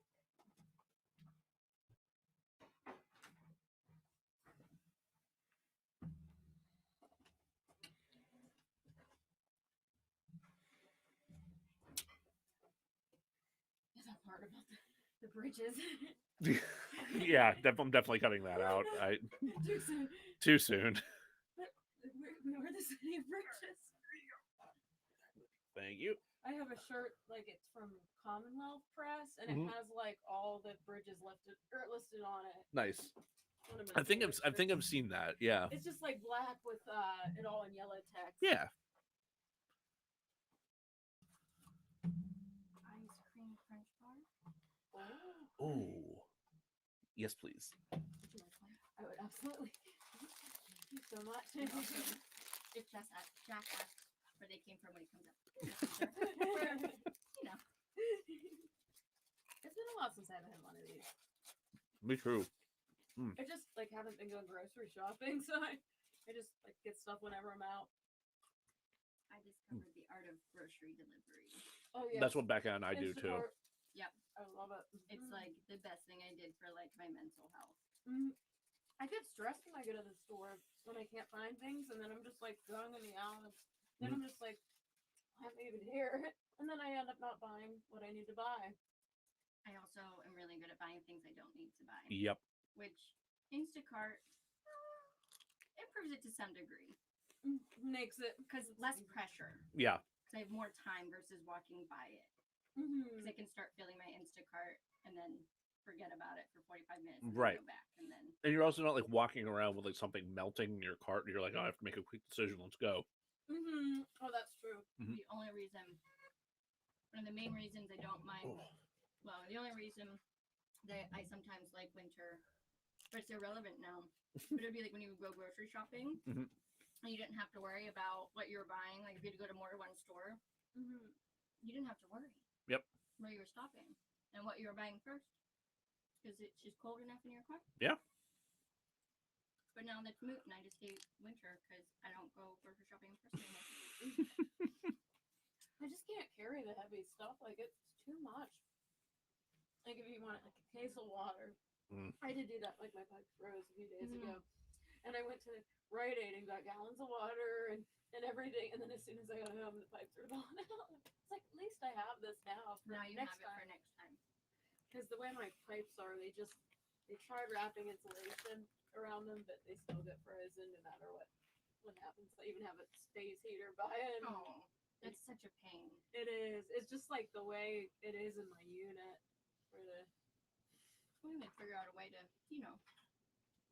make that not happen. I know.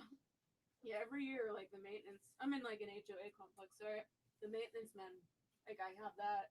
At least they come and fix it. And they said there was like actual water in the meter. Like that's not good. No, No. that's not good at all. Would you like an ice cream bus? So I don't know what's gonna happen. Oh, sure. Sorry. It's a little tight in here. Oh, you're fine. Oh, I see you're still there, Bushy. Great. Oh, and I brought the bookmark you selected too. Awesome. Happy filming. Thank you. Thanks. Bushy, I need you to go. Am I gonna feel like I'm on QVC or something? Am I gonna be like Jilly Mays? Like, but wait, there's more. I've been called that before. Yeah. Spot for her. She'll be all happier to sit there. She sat there so nice the entire time we did John Francois' show. Yeah. She's been a weird mood today. Oh, there you go. God damn it. Suppose I should have seen that coming. What happened? Just jump back up in the chair. Oh, Go of to your course. seat. I know. Oh. Oh, god damn it. Did it do it again? It's done it like 4 times in the past 2 minutes. Jesus. All right, well, I'm sitting down. Oh, yeah, I brought a containers for me. So we'll do the acts 2 and 3, and then we'll do a little interview with you and your wares. Oh, sounds good. Oh, cards. Ooh, thank you. Ooh, I probably very sent you nice. one of your orders before. I got the glossy. ones Sorry, when they Joe. did the free I one. swear to God. Oh, I'm done moving.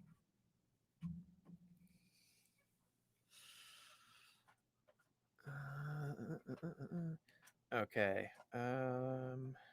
That's good. That's good.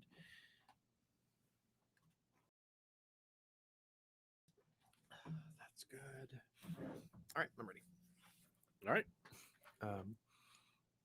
We're gonna jump back in, Jill. Sounds good. Got everything ready. 3, 2, 1. Welcome back to DeRazzled. Last time we were here in your ear hole, we talked about feminism, and you enjoyed it. That's why you're still here. You beautiful yins peoples. Let's talk about stats. Jags. That's Jags. All right, let's dive into the stats for Spice World. So, released in 1997, it was nominated in 1998. I believe so. Jill, what do you think Spice World score is on Rotten Tomatoes? Is general score? Is it like a scale out of 1 to 10? It's a percentage. Percentage. It's a one Percentage to out of 100. 100. around in the 70 percentile range. Is that generous? Well, I want to hear what Joe has to say first. I would guess for this one. Or I'm sorry, general is like the critics Well, version. you need to stop using I'm general I'm because sorry. it's critic and audience. The critic audience score. No, The critic. the critic score. So for the critic score, I think, I mean, given how thin the plot is Yeah. and how many side plots there are, I think critic score I'm going to say is around 25, 35. 35. Okay, Yeah, they were actually a little higher than I expected. yeah. I doubled it. You were very generous. The critics are never that nice. I can see the audience score being that now the high, audience score. What do we think the audience score is? That I think Yeah, is probably more the audience score. I guess more so I wasn't familiar with the ratings. Right, scale. right, that's right. fair. Yeah, After seeing a couple examples of the differences Sure. in the two ratings. So what do you think the audience rated it? Yeah, I would say around like 72%. yeah. I'd say around 70. 45. Wait, really? Yeah, it's the kind audience of score's that low? It's weird. The Huh? critic score is higher than I would expect, and the audience score is lower than I expect. Way lower than Mhm. I would expect, Mhm. considering the nostalgia some people have for it. Right. Like, wow. I wonder People if need to it's get on because there of and, the internet. Like back then, people weren't rating movies, so now everybody's an adult. You hear that, and everybody? realizes the reality of Could movies. be That's my Right. that's my hypothesis. wild. Okay. IMDb score. This is out of 10. It's a 4. Okay. I actually know this one. Oh, so okay. yeah. It is 3.6. So pretty Ooh, close. Yeah. You were close. Before we do the Razzies, let's talk about the Stinker Bad Movie Awards. Oh, it did get nominated for some Mhm, stinkers. mhm. Yeah. So there is another bad movie award show that actually started before the Razzies called the Stinkers that mysteriously stopped after 2006. We haven't figured out why yet. But Our goal is to bring back the Stinkers. I would love to see that They happen. sound really interesting. So Spice World did win Worst Picture at the Stinkers, Yes. and What else was it nominated for there? the category is Worst Actress or British Singing Group Pretending to Act. that's Hmm. that's oddly specific. Sounds a little bit like the Razzies there. Yeah, a little bit. It's a highly specific tailored yeah. category. Yeah, but they won that one. I wonder why. All right. So in 1998, it was the 19th Golden Raspberry Awards. Again, they were nominated for 7 Golden Raspberries, including Worst Picture, but they lost to an Alan Schmitty film. Alan Smithy. Schmitty. Smithy. Smithy. It's Alan. Smithers. It's- Burn Hollywood Burn. Which it's I know nothing about no, I it. know nothing about this one either. So the only category it won was Worst Actress, which the Spice Girls in Spice World as themselves. So all 5 of them won. The rest They got group nominated Yeah. because group. So yeah. It was nominated again for Worst Picture. It was nominated for Worst Supporting Actor for the 4th best James Bond as Oh, really? the Chief. Wow. Yeah, which I'm like, he wasn't good, but he wasn't like Razzie bad. I Whatever. didn't think he was terrible. No, he was fine. He didn't actually serve a purpose. No, he just like plot wise, he was pointless. For Worst Screen Couple, they were nominated for any combination of 2 characters, body parts, or fashion accessories, which is another cheap nomination, whatever. Yeah. Leonardo DiCaprio won that for he and himself in The Man in the Iron Mask. I still haven't seen that. I I haven't either. haven't either. I would If like it to. has him in it, I'm probably gonna I watch mean, it. yeah, eventually. He's my favorite. It got nominated for Worst Screenplay, which was written by Kim Fuller, who I want to say is their manager. It's whoever's like in charge of them officially. The Spice Girls, that is. That person's name is mentioned in that article. It is. But it's not Kim. I think isn't it like Sam Fuller? It might be Sam Fuller. th- So Kim might be related to Yeah, I think Sam in some and way. I I don't. Right. No. I think the director that ended up doing the film was related or like a friend of the Fullers. He also directed Absolutely Fabulous, which Yeah, he was. I'm yeah, surprised that It wasn't more that. You'd think that he would be bringing some of the comedy chops from Right. that to help beef this up a bit more, but no. No dice. It was also they were also nominated for worst new star, which again the Spice Girls for themselves, Sure. and worst original song, Too Much, which I don't know which one that That was is. the one they opened with when they were rehearsing in the opening scene Oh, of the really? movie. I thought, what's the "Come On" song where they keep like, "Come on, come Oh on"? yeah, that's the one that I really liked that wasn't Oh, on really? the album. Oh, I that they hate had that the one. controversial outfits of the Italian With the men. butt Yep, song. all the butts. I of all the songs, I mean the poppy one on the boat was kind of meh for me, but like Yeah. that song I did not like. Oh yeah, Um, that's my least favorite one on the album's probably Mama because of how they showed that futuristic scene. oh my god, yeah. So Expectations. those are the nominations. Again, it only won worst actress. Do you? Yeah. So let's go to the critique. So the way we do this is we talk about what worked first. So then the first thing we're going to talk about is the cast. What worked for the cast? I think the cameos definitely helped, even though they took a big portion of the budget. Elton Johning around was really just like a. I would have liked to have seen So why Elton Johning around. I love that new verb. By the way, I'm gonna reuse it Yeah, all the time. we have to figure out what it is. And his glasses, like they were Is pretty tame for Elton all John. right. I was By like, Elton John standards, yeah, they were definitely tame. Yeah. It Yeah, I think like the cameos were fun. Like they were definitely enjoyable. I wasn't expecting Elvis Costello in Right. particular, like as a bartender of all things, and then Meatloaf as the bus driver was Right. great. He was fantastic. He's the MVP of the movie. like I wonder who those cameos were for. That's the question, though, right? Like, Who's going to recognize? I think at the top of the show, you guys were like, "Yeah, we didn't recognize the cameos for the most part." no, like, I mean, like, I think I'm sure, like, my mom would have pointed out, like, oh, Elton, like this is Elton Right. John, or like, like, that's an easy one to notice. Bob Hoskins was in there. Yeah, but no kid is gonna recognize Bob No, Hoskins unless it's like, Mm. oh, it's the guy from Roger Rabbit. it's a Super Mario movie. Oh, right. But no, but he's not putting on an American accent in this sequence. So he just pops up all of a sudden, like, who's that bald British guy? I'm trying to no imagine idea. the Venn diagram that both a Super Mario's movie lover and Spice World lover would be, like who that person is. Well, Is that it- no, is it Yeah, you? probably me. Probably you. We got them That's my in studio. stereotype. perfect. I think a lot of the cameos are meant for a British audience specifically. Okay. In particular, like a lot of younger American viewers and Spice Girls fans in particular aren't going to know who Hugh Laurie and Stephen Fry are in particular at that point. That's Like true. they're probably not going to have an eye for Elvis Costello either. I So still like, didn't know what he looked like until you yeah. pointed out. So I think some of them, I think they're either going to be for the British audience or they're going to be for the adults watching the film with their kids. That makes sense. Which, sure, that's fun. Like give there's a little something for the adults. yeah, because like, it's especially if you're bringing in like the younger kids who are the main demographic for Spice Girls fandom, um, having something there for the parents is going to be important.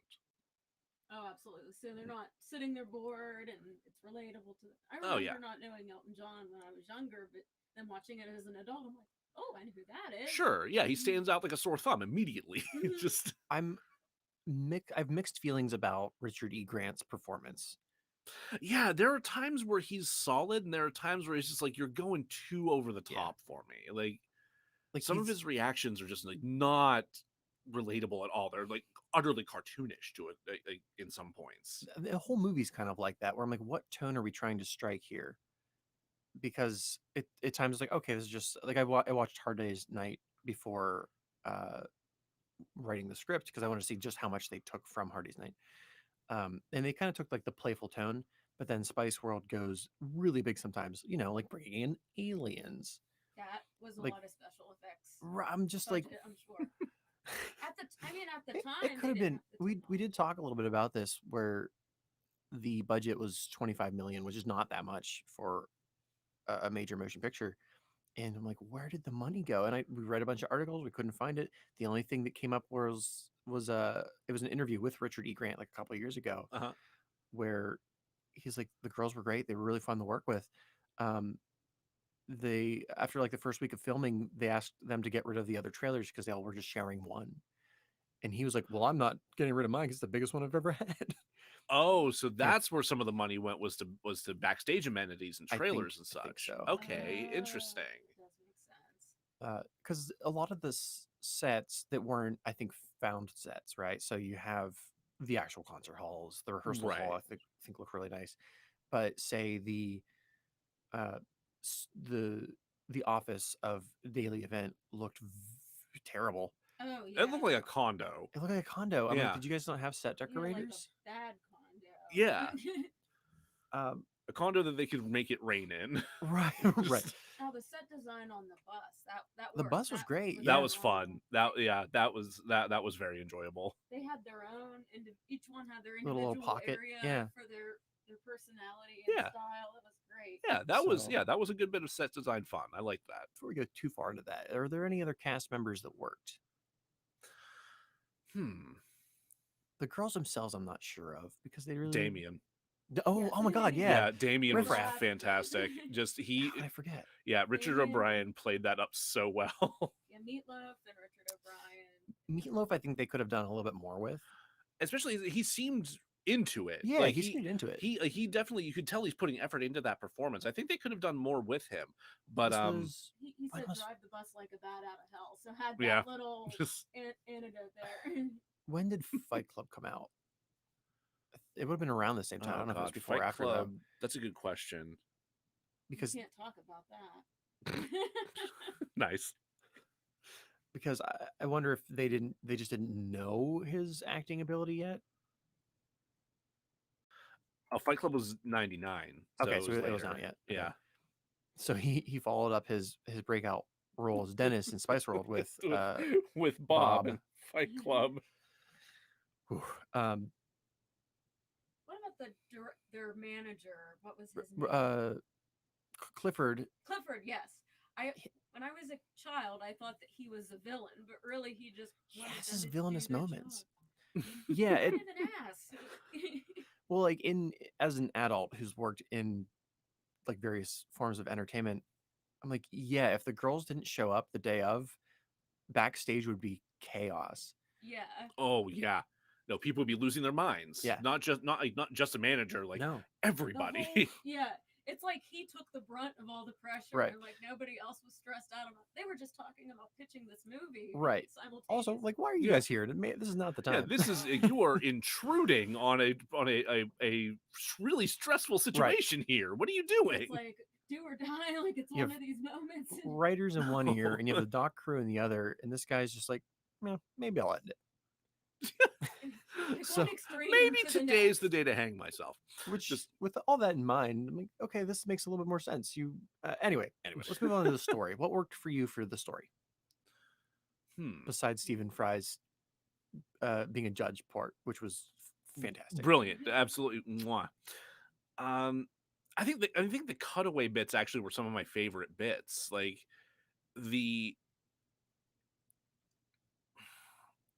but that doesn't really help with the story at all. Yeah, That's No. the thing. I'm it- torn how to. It's hard to think of frame it as that. having a cohesive plot because there's so many subplots. Yeah. I it- would say the guy with all the animals and the riddles. That the worked. boss, the Yeah, chief, the boss. Yeah, the boss's boss. I think that was funny, even though some of the animals were the The- rabbit. It was really- funny, but I don't think it works. It's just It's like Like- individually there are jokes that work, but as a whole Mhm. thing, because I also like the fantasy sequences, excluding the one with their moms. That one was weird to me. that but- one. Yeah, Yeah. I mean, And Sporty Spice looks older than all the rest of them in that sequence. her on actually, I think her on like the exercise bike was maybe my favorite part of that entire Yeah. sequence. Just But there's so little actual story, like through line for the Spice Girls, that I'm like, well, I can't really It's- say what worked and didn't work because it's hard to pinpoint. not something. relevant. Yeah, like everything that like really sticks out in my memory as like an enjoyable moment is tangential. right. It's really difficult to really find something about the story itself that You could functions as a story. that just like sticks out from the whole movie. Yeah. It's hard to pick a defining moment. if you were to cut out everything that didn't relate to the plot, this would be like 20 minutes, 25 minutes. Yeah, it'd be And a that's short. because there's a lot of singing. Yeah, Uh, Wardrobe and costume changes too. They had a lot of that, so that was True. a Yeah. significant amount of the budget, most likely. Yeah. So I guess the parts of the story that worked were the parts that were funny but not relevant.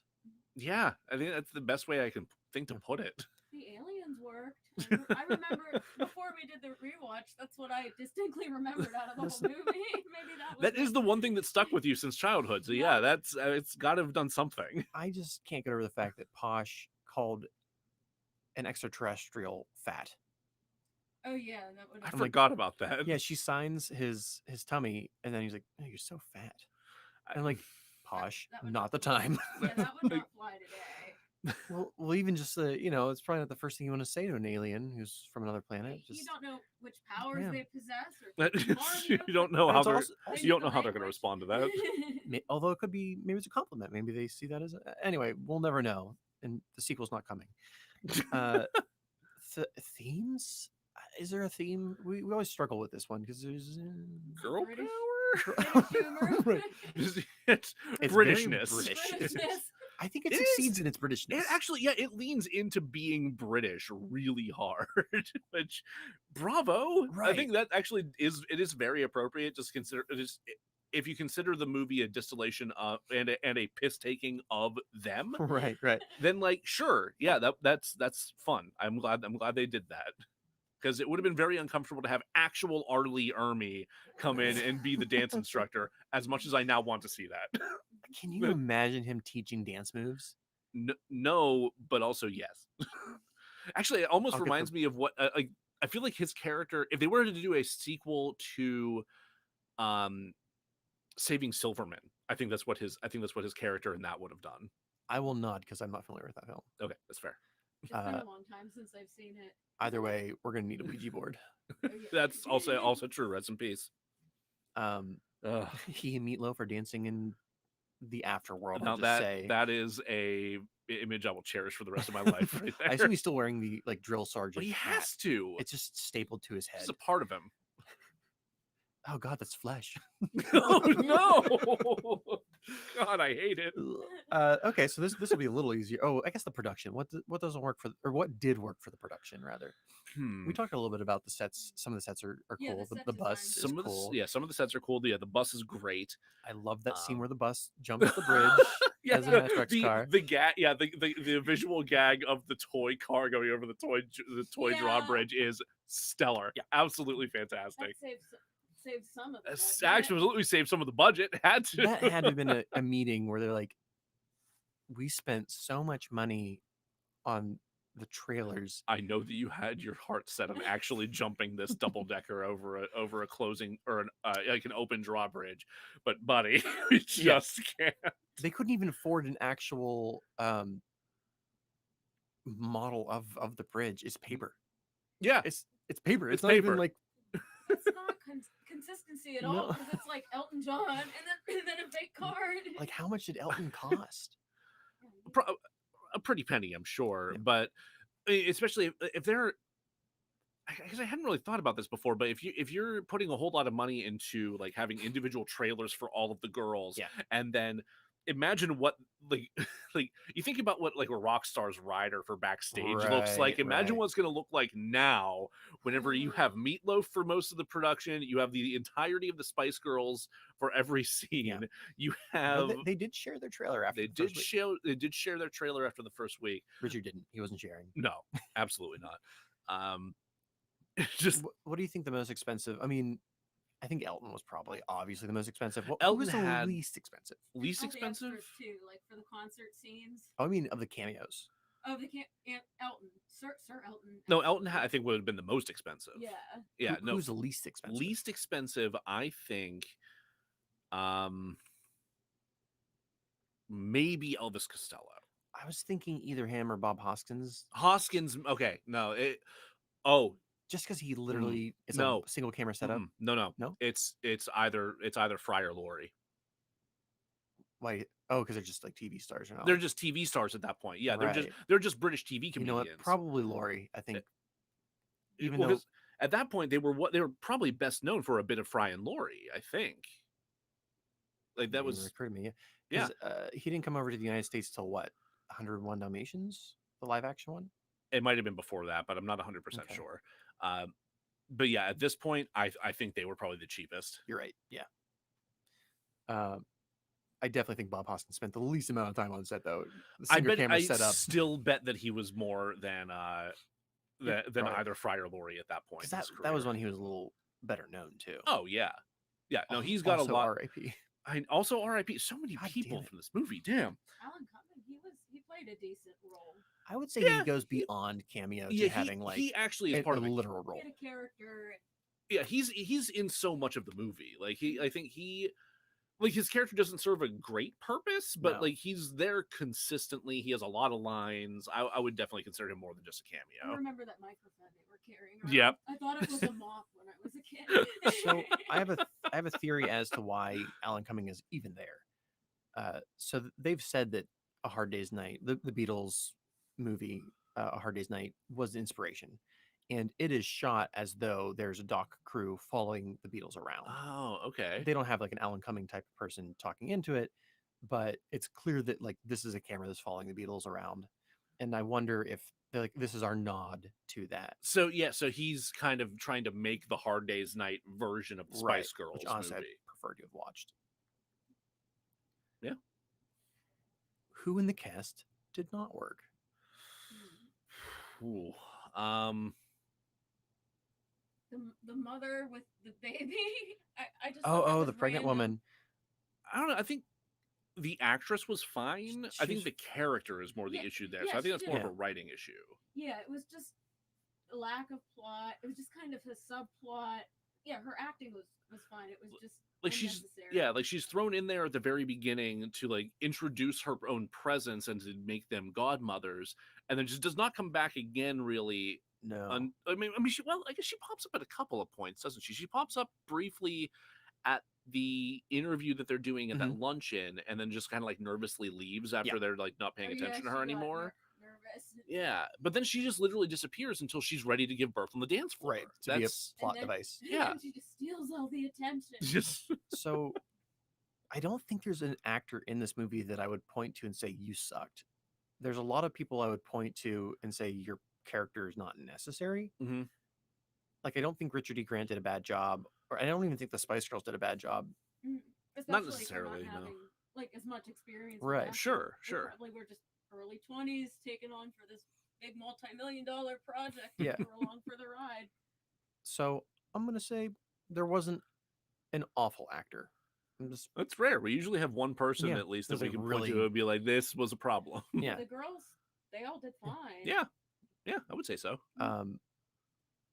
Even I'm trying to think like the secondary characters, like the guy who ran the tabloid. Like He did the played thing. he played like the greasy, corrupt, maniacal tabloid overlord. Well, I will I say think he was believable. the writer for the Hollywood thing, I didn't like him, but I also wasn't like so bad that I like like I didn't like him necessarily, like the character. Yeah. But I think like the way he delivered things fit the kind of like Yeah. overzealous and kind of pathetic vibe that he was going for up until they got to like, no, this is the story, and Right. then that's really what's And happening. then Then it was happening in real time. then he's got a triumph about him that I think works. But like I don't know, like the I guess I don't like the gags. It's or like that- really that- the cliche, gag Running is really gag. done. It's overdone. If it had been like one or two times, Yeah. sure. I think one or two, and then you do your rule of three with Yeah. the meta gag at the end of it, him actually telling the story that's being Yes. presented to us on screen. Which I They didn't. just had all these like unnecessary dinner dates and Yeah, Yeah, and 'cause I'm they like, do that a couple of times. how's Richard E. Grant flying all over the place? Plus also Yeah. managing the girls. It's. I would like It's to like- see like a Family Circus style map of like Richard E. Grant just like dashing around the UK / Italy. It's like late season Game of Thrones nonsense where they're just fast traveling all around the Yeah. globe for no reason. It's like, don't worry about it. Just- I didn't realize until I read the interview that the movie takes place over 5 days. Wow. That's Yeah. right. I forgot about that. Yeah, Yeah. it's wild that it is only a 5-day time frame. Like Wait, they filmed it?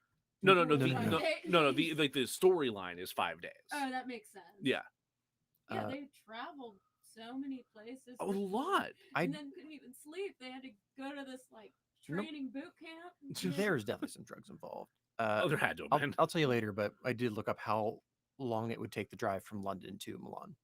We'll get to it. I have bookmarks in both. of Yeah, those yeah. cities.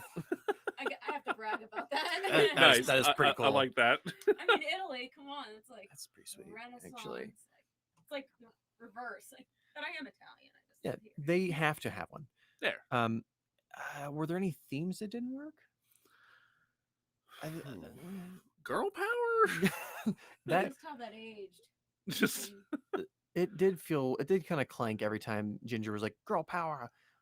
I'm like, I mean, even "You just okay?" I think the way that it gets presented at some Mhm. points, like when they're all dressing up as each other, like the phrase "girl Yeah. power" is almost thrown out like a joke. they Yeah, all say it instead of they're like just making fun of Jerry. Ginger. Yeah, like Mhm. when Scary is dressed as Ginger, like she's just throwing Mhm. it out there, like it's this nonsense phrase that she throws out Yeah. there, which Yeah, I mean, it almost highlights that it's a nonsense phrase when used Yeah, by. like it makes it feel hollow. Yeah. in Yes, some ways, that's a good and way to put it. and I don't like that. One scene I really liked was Sure. when she went into the telephone booth and came out as a Yeah, man. yeah. and the Oh, Bob man's like, Hoskins. The "Girl Bob power." Hoskins moment, yeah. Yeah, No, that was fun. that was really. It was bizarre to It see w- her voice come out of Bob that man, Hoskins but just I just remember as a child, like I would rewind that over and over. I thought it was so funny. that's pretty good. most Sense of people humor. he was Roger Rabbit, but to you he was Ginger Spice. I never did see Roger Rabbit. Oh, So I love that film. That's so good. Um, oh God, do we have to talk about story? There really wasn't a story. That Like, we we've kind of talked about that. kind of addressed that already. Yeah. Like was there's so little story that it's hard to pinpoint anything. So like Yeah. no, like it just objectively We'll just as a pass that. story it doesn't work. it's just the Spice Girls with a bunch of subplots Yeah. going Yeah. on and cameos. And then the Yes. production we've also kind of touched on as far as it looks cheaper than it should. Yeah. And we don't know enough about what actually happened behind the scenes to address like, well, this happened or that happened. That's the thing. Yeah, there's so little information about that. Like all the interviews that we were able to find were from either before the movie came out or well after the movie had been out for years. And so after they have so much time to reflect and Yeah. like, they're older now too. So Normally with time more comes out, but that's not been the case. they're more secretive. Yeah, Well, they did reunite for the Olympics. they did. I Was it remember- all 5 of them or was it just 4? I think it was all 5. I think it was yeah. all. And we didn't even mention how difficult this movie was to find. Yeah, that's the other thing. Like it's as though it's almost like somebody wanted to bury this. It's almost like a Star Wars Christmas special Oh my god. where George Lucas tried his damnedest to hide it. Somebody at their record label was just like, we fucking can't with this, and just burned every copy of it. I'm willing to rewatch that. But fucking Oh, voodoo, no. if you know how to make it happen. There's a bit of a sneaky way for you to watch it on Vudu. I think I did hear it's easier to find in the UK. Oh, that I'm not surprised by. Yeah, I'm not Again, surprised. all the Britishness of it. So So if you have a VHS, I think they're going for like $50-$60 online. really, Yeah, something like Okay. that. I guess that I could have the be. VHS of it. You can make like $50-$60 online. There we go.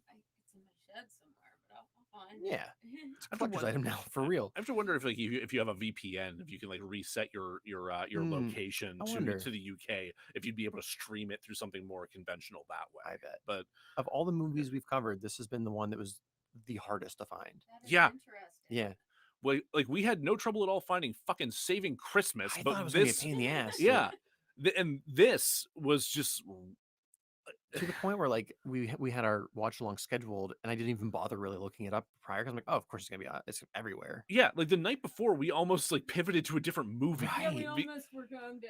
What just were we because couldn't gonna find it to cover? stream. Yeah, We were thinking about doing Freddy Got Fingered Oh, instead. right. Just yeah, like I forgot about that. Oh, I want to do that one. That'll be fun. Tom Green. Well, I'm sure we'll do that one in the future. oh but yeah, it was we like, have to. Yeah, but I think it actually did win worst I think it picture. did, So like yeah. we'll get there eventually. But I just remember the scene with the snake. I've Like, never oh my seen it. god.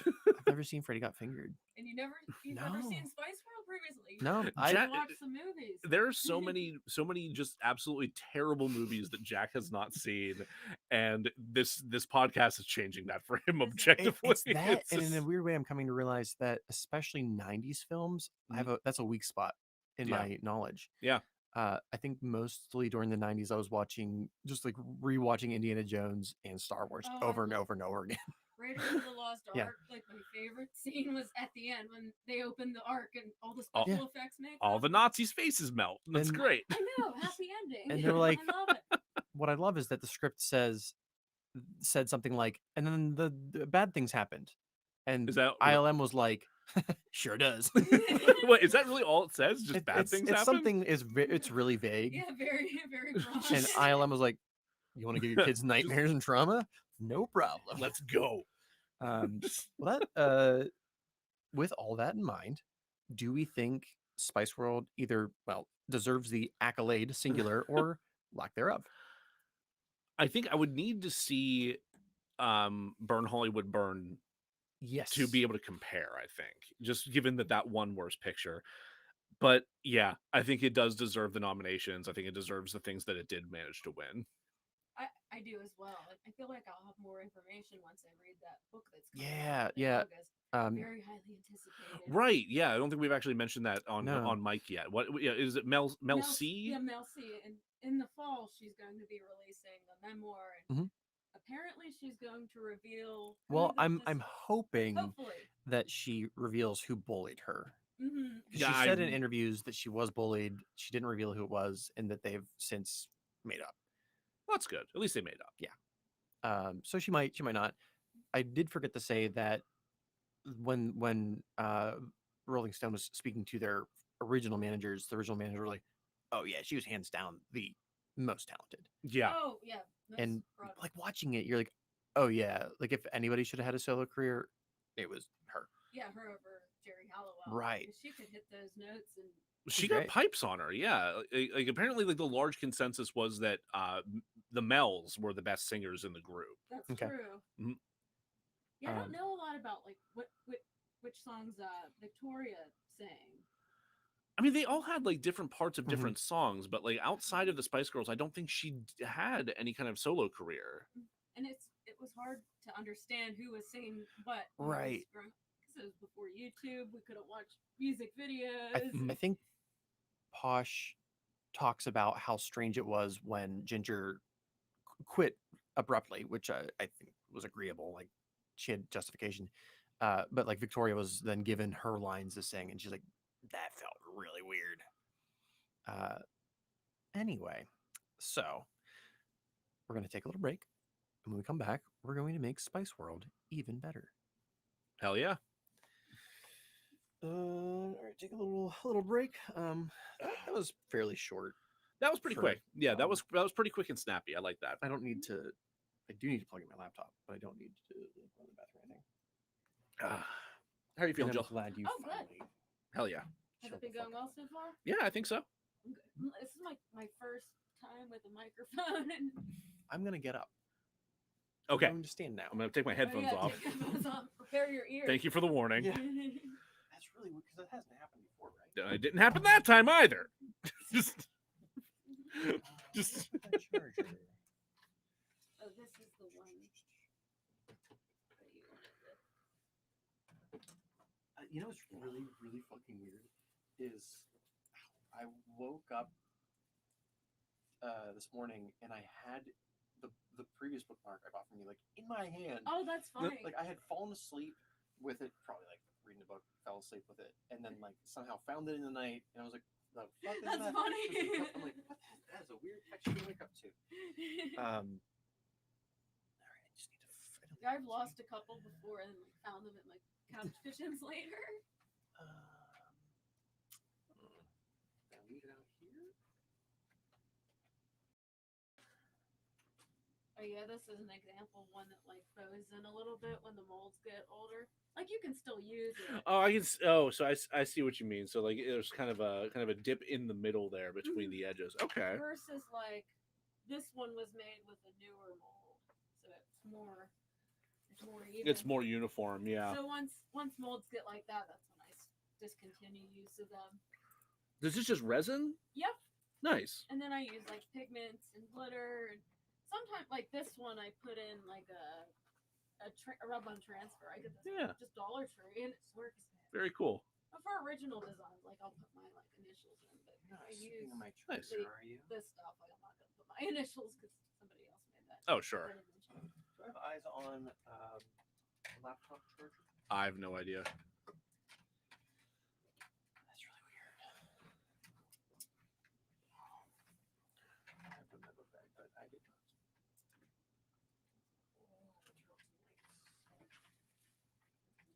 I can't believe I only have 3 feathered bookmarks.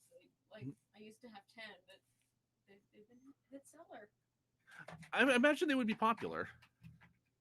And this is I did a Steelers one. Nice. Ooh, that's pretty. It's like a mermaid. Yeah.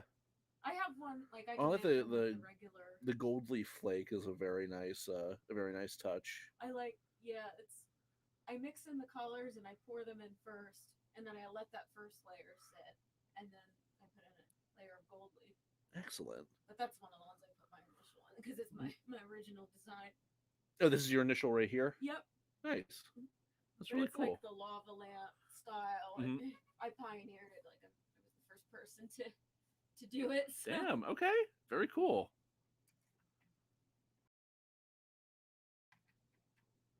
But I'm always thinking about like new ideas. I'm coming out with like some Valentine's bookmarks and cutting up like heart doilies and putting them in there with like. Oh, that's heart cute. confetti. Yeah. One of the ones I sold was like it had that in the feather mold, so that I remember making it and peeling it out of the mold, and then before it was even hardened enough to ship, somebody bought it. Oh wow. So I was like, "It's yours, but Got a you just home have to already." wait for a day." Yeah, like you have to wait a little bit because it's not actually Yeah, they're like cured, little but floppy. Like sometimes if I'll stand one up Mhm. before it's fully cured, then it will curl, and then in that case, I won't sell it. sure. But, Yeah. So I make sure they lay flat for like a few days before I even. But it's Yeah. nice. I just get these little organizers, and they come in handy. Nice. Sorry, everyone. Oh, you're Don't fine. know where my treasure Is there any chance it would be in the living room? There's some chance, but it would be weird.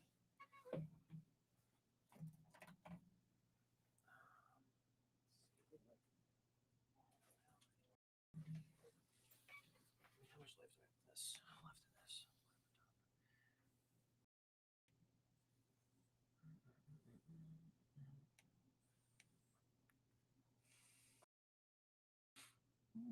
Not enough.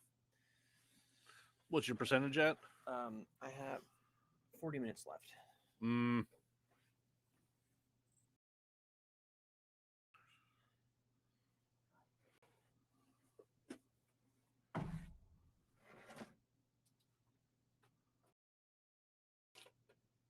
All right, I guess I'll check in the living room. I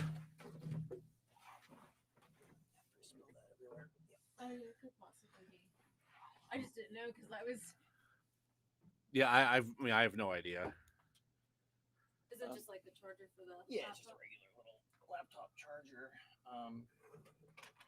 But like,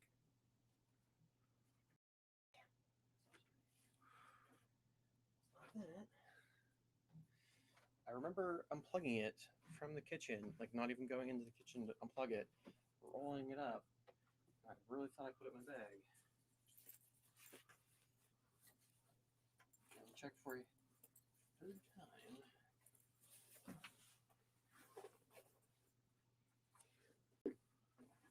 You found it? Okay, there we go. Was it in the And bag? it was in the bag.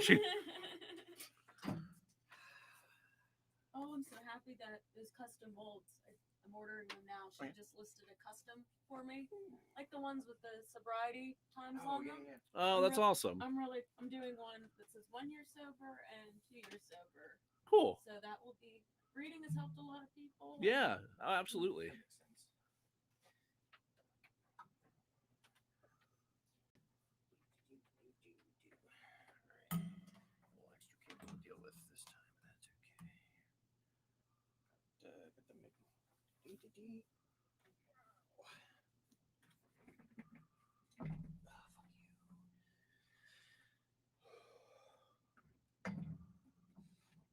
Bring that classy entertainment to Instagram. Watching my flipping my trigger.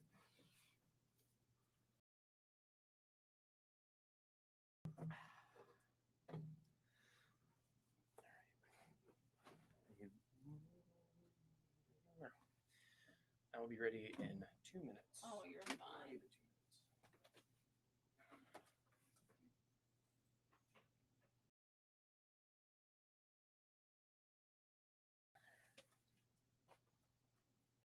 You're set. Cat is set. Opening can away from Mike. And all right. Bring up the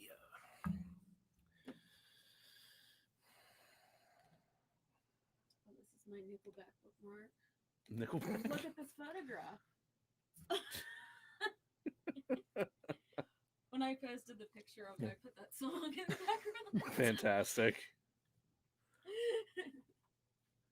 All right. So, let me know when you're a go. oh, I'm ready when you are. Welcome back, everybody. We are going to do exactly what we said we're going to do, and that is make Spice World even better. Yeah, we're not liars. We've never once lied to you. I think you still like karaoke, though. I wouldn't lie. about Motherfucker. I swear to God. the number of times I've just sat brooding in a corner wishing I was doing karaoke, but had to uphold my persona of hating karaoke. I can see you just seething in the corner, wanting to get up there and belt out some Dolly Parton. Just maybe for Dolly. I might do it for Dolly. So the first thing I want to do with this script is talk about the addition of a character and 2 recastings. Okay. Initially, I had said while we were watching the film that I was going to replace Richard E. Grant, but watching it a second time, I was like, 1, they're not using this guy to his full ability, and 2, he kind of grew on me a little bit. However, I did need somebody who was an actual hard ass, because at no point in the movie do they actually take Richard E. Grant seriously. Clifford. Right. So I've That's not a scary name. No. Either. Like, I couldn't take anybody with the name Clifford seriously. Just think of the big red dog. right. I'm just like, Oh no. Oh, the burden, the insecurity that person would have to grow up with. Yeah, Cliff, like, I guess that's what. yeah, they do. Cliff would be good. But then you have to deal with being known as the shitty mailman from Cheers, and just So what I did was I split his role in 2, and I kept him for PR not PR, but like movies and merchandise, so that those meetings with the Hollywood dudes can happen in Hollywood, and then the okay. manager can actually be the manager. And I've created the character of Tabitha, played by Emma Thompson. Ooh, okay. And I feel like she can be scary when she wants to. She can be supportive, and she can be a girl boss. The other character, or the other actor I replaced, was the writer, because I said it. I said I was going to do it, and by God, I said I was going to put Matthew Lillard in here, and I fucking did. You did tell us you were going to put Matthew Lillard in here somewhere. So I'm like, this is a '90s movie. I can use Matthew Lillard. Fantastic. Absolutely, I like that call. That was, yeah, we were talking about it. He's going to be a mix of Stu from Scream and I don't know the character's name, but the character from SLC Punk. Oh, yeah. He's he's on my personal like terribly underused actor list. I loved him in the movie Without a Paddle, and that's just because Yeah. I'm a huge Oh, I Seth forgot Green about fan. that forgot one. about them, Yeah, too. because that was them and Dax Shepard, right? Yeah. Okay. Seth Green. I think He was. it got good ratings. I think he got okay. I got like mixed to positive. The last time I saw Matthew Lillard, he does a lot of voice work now. Oh yeah. He was in the Twin Peaks revival. I still haven't seen any of that. It's a trip. I mean, it would have to be. You It's kind of just- have to like detach from your earthly aura and just float downstream, and also forget everything you've ever watched relating to Twin Peaks because it very, very loosely touches. But Wow. Matthew Lillard gets framed for like this vicious murder, and I'm like, oh, you like I knew you could act, but you can like act. Mhm. Anyway, guest on our show, Matthew Lillard. God, I would be so happy. I could die happy. That's it. So sorry, it's just like I wouldn't have Matthew Lillard here and not use him for something. Like I would like get him to record something that we could put in American Curse, like on the radio. Oh my God. It wouldn't fit the time period at all, but I don't care. No. So the way I'm going to fix this movie is what I refer to as the Great '90s Solution, and what that means, you're the look on your face. Yeah, I'm very skeptical. perplexed. I'm just that phrasing worries me. Is it Just- Y2K? No, it's just a little too close to Final Solution for my liking, but No, you're right. It's just we'll send the branding back for another go, but for now we're gonna go with the Great '90s Solution. okay. Fuck. So, oh no, hold please. Hold please. What happened? Oh, did it? Oh, need that juice. Why? My laptop went dead. The ring light went out. Oh, It's is it plugged 'cause into my laptop. It just has to like do the reboot thing. Wait, did your computer die? Yes. Oh, fuck. Yeah, you're frozen. And you're gone. Okay. Hold for a moment, folks. We're experiencing The technical Great '90s difficulties. Solution. Yeah, Just- great hit. Shut it down! Shut it down! Did I say Y2K before You that did. You happened? did actually. Yeah. Did I? What did I say? Oh God.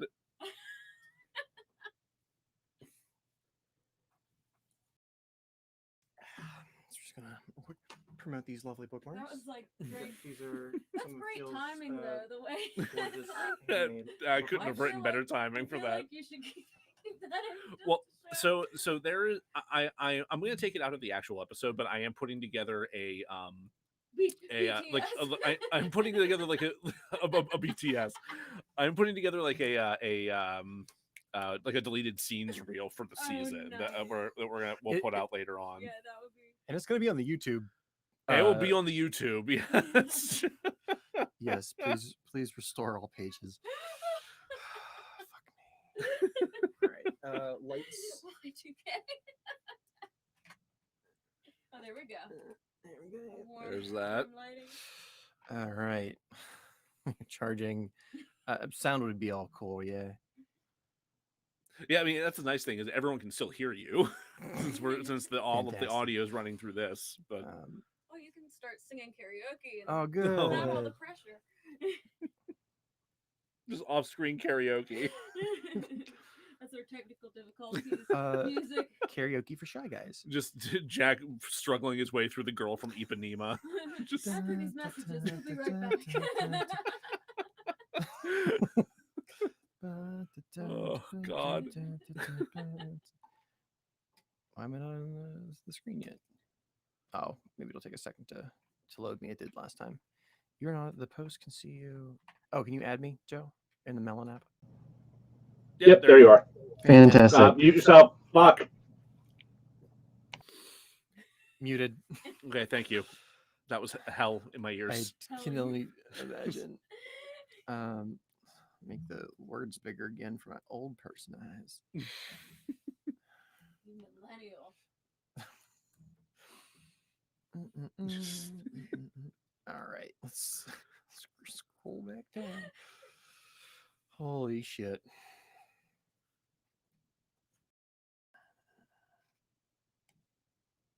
I know There's a lot going on, computer, but I believe in you.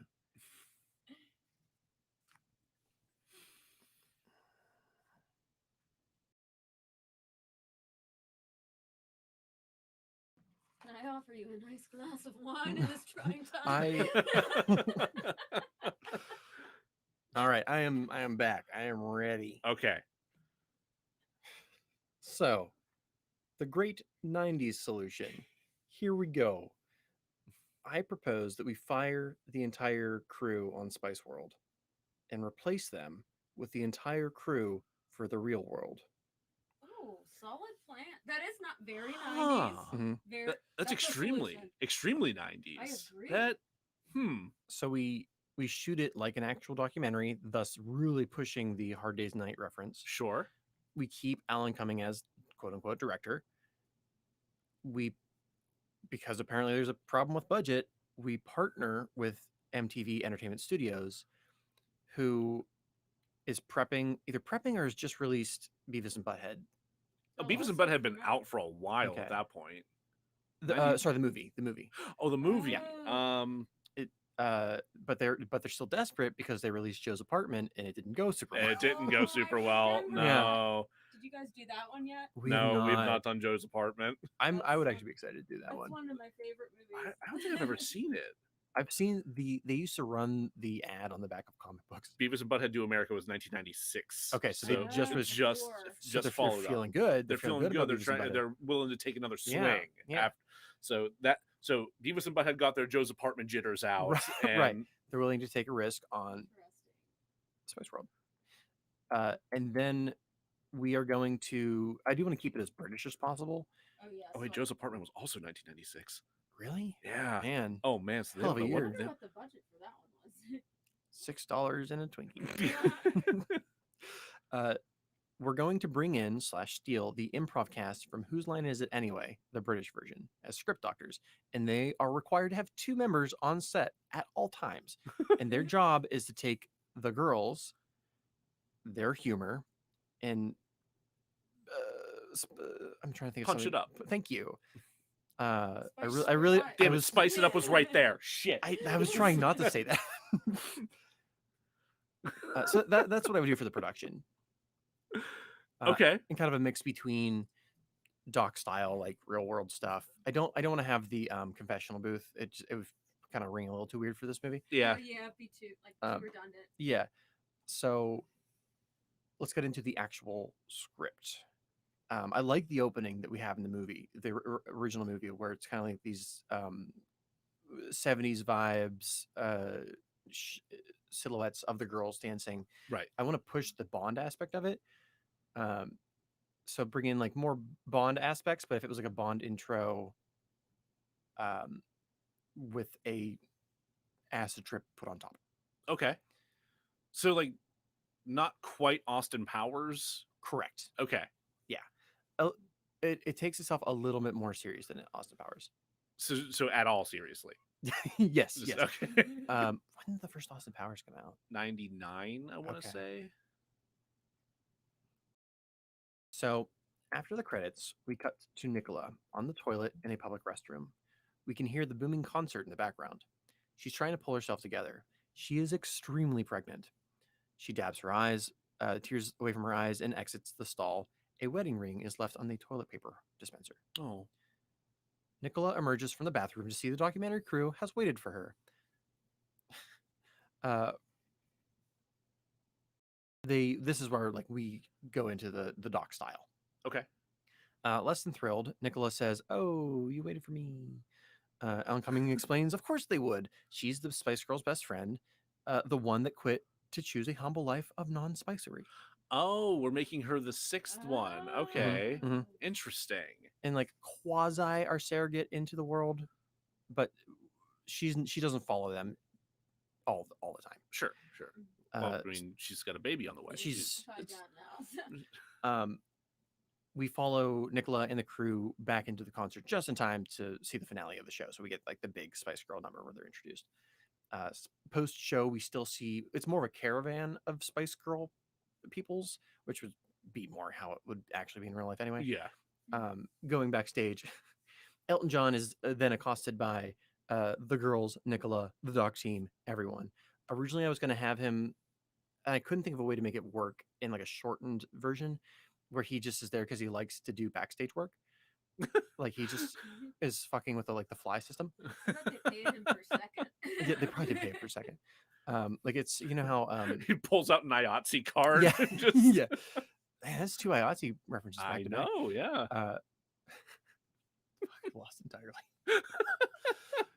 It's the image of him in like a grease monkey suit with like a big wrench. But still his giant Oh, glass, like God, the most yeah. flamboyant glasses he Absolutely. owns. Oh, Just it's kind of like how Daniel Day-Lewis like went and made shoes for a little while because he just liked doing it. fucking method acting motherfucker. Yeah. Well, I think Just- this was like to purge himself of whatever character he had done. He just like went oh, and so made. he just went and became a cobbler for Yes, fun. That is Just- absolutely right. Yeah, Elton John does that, but God. learns the fly system. I'm in between albums, so I'm Yeah. just here manning the curtain. Right. Just Right. Not explained. Just there. So we still get the same crowd scene, except for I want the girls to be really into it. Like I want this to be their favorite part of being the Spice Girls. Which we got a little bit of that, but not a whole lot. They didn't seem very excited in No. the movie. Like it seemed like their work was a drag to them. I know They did like it's a the job, work. but And even when they met the fans, the two girls like on the boat, it was like, you're like, whatever, you're just randomly along with us for the fun ride. right. But I'm like, you should probably play up enjoying. I mean, I don't think anyone who's like 22 wants to hang out with a bunch of kids, but no. Yeah. fake it. Nicola tries to follow them onto the bus, but is blocked by Tabitha. Begrudgingly, Nicola joins the dock crew in their teeny tiny dock van. After saying their hellos to their beloved driver / bodyguard, Meatloaf, who is playing Meatloaf. Oh, he's not playing No, Dennis. He's no, playing he's Meatloaf Meatloaf. now. Yeah, Okay. He's a cameo. He's more than a cameo. the He's MVP. Meatloaf. Uh, Meatloaf. Very. the girls sit down and Tabitha and Clifford lay out the plot of the movie. So the Spice Girls are going to prevent World War III. So I had a problem with there not being any stakes in the original one. So you put the biggest stakes. Yeah. Okay. Well, here's what happened. The 90s solution. And the 90s solution is the Spice Girls.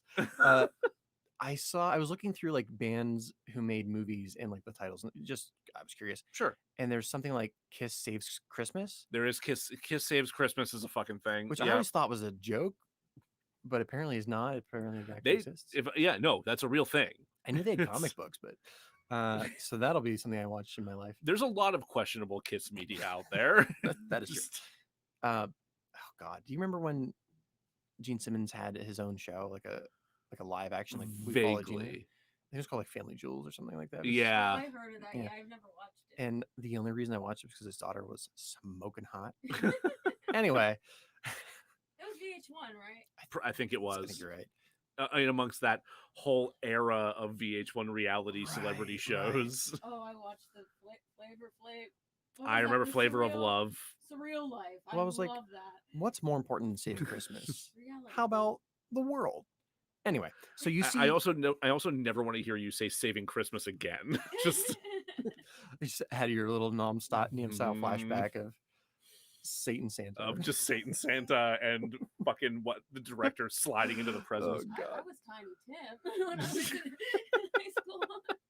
So you see, Russia and the United States are at each other's throats, eager for a proxy war, incited by conquering a tiny, thin strip of land that neither of them really cares about, which like only happened that one time and never again. And this is complete fiction. So, however, leaders on both sides have agreed to meet for peace talks only because Bill Clinton and Boris Yeltsin are huge Spice Girl fans and really want to see them perform. The idea of Boris Yeltsin being like a gigantic Spice Girls fan is Like you can almost see Bill Clinton doing it. excellent. Oh yeah, 100%. That's Just- with Boris. So the movie basically consists of them preparing for this world-saving show. Okay. That's high stakes. Yeah. So after they are explained this by their managers, they're left to discuss their own anxieties. While Meatloaf is also there Meatloaf basically acts as like kindly old father figure, kind of like what Brian was kind of suggested to be in the Rendezvous restaurant. Yeah. Well, he's actually gonna take that role. He's gonna Okay. be like their guardian, giving Yeah. them old sage advice. So like if Tabitha is like mean angry parent, Meatloaf is like, you go ahead, you go ahead.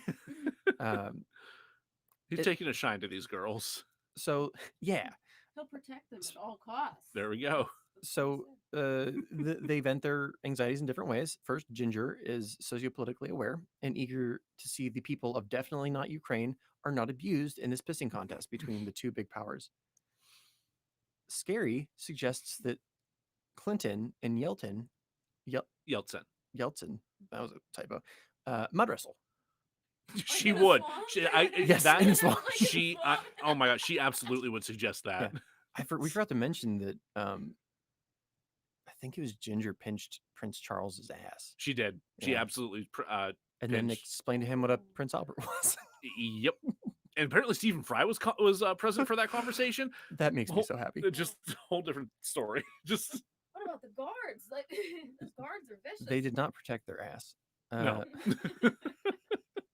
Baby just wants everyone to get along, which Scary mocks. Posh, who in this version is super overprotective, or not overprotective, but like very protective of Baby, okay. and not particularly a fan of Scary Spice, tells Baby that's a very nice thing to want. Like, you're fine. I wanted to humanize Scary Spice, or not Scary, Posh, and having Because her character does nothing to do that. No, it's very much like the old writer's trick of like, how do you make this person the known as the good guy? You have them like protect a kitten. Yeah. So Posh is honestly, she reminds me a lot of Emma Frost from the X-Men. Okay. So if you have her protect the most innocent of the Spice Girls, Hence then, Baby. yeah, hence Yep. Baby, she'll be a little bit more likable. Yeah, Okay. it seemed like she was angry the She's whole just angry movie and pouting the whole time. Yeah. yeah. Sporty, who like we still keep her as the athletic one, but we also add that competitiveness and determination. Okay.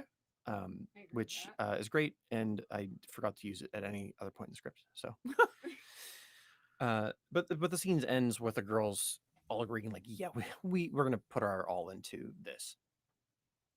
We cut to Clifford, who's taking a meeting with Hollywood. The producer is introduced as this hip young writer of this so-called millennial generation, Matthew Lillard.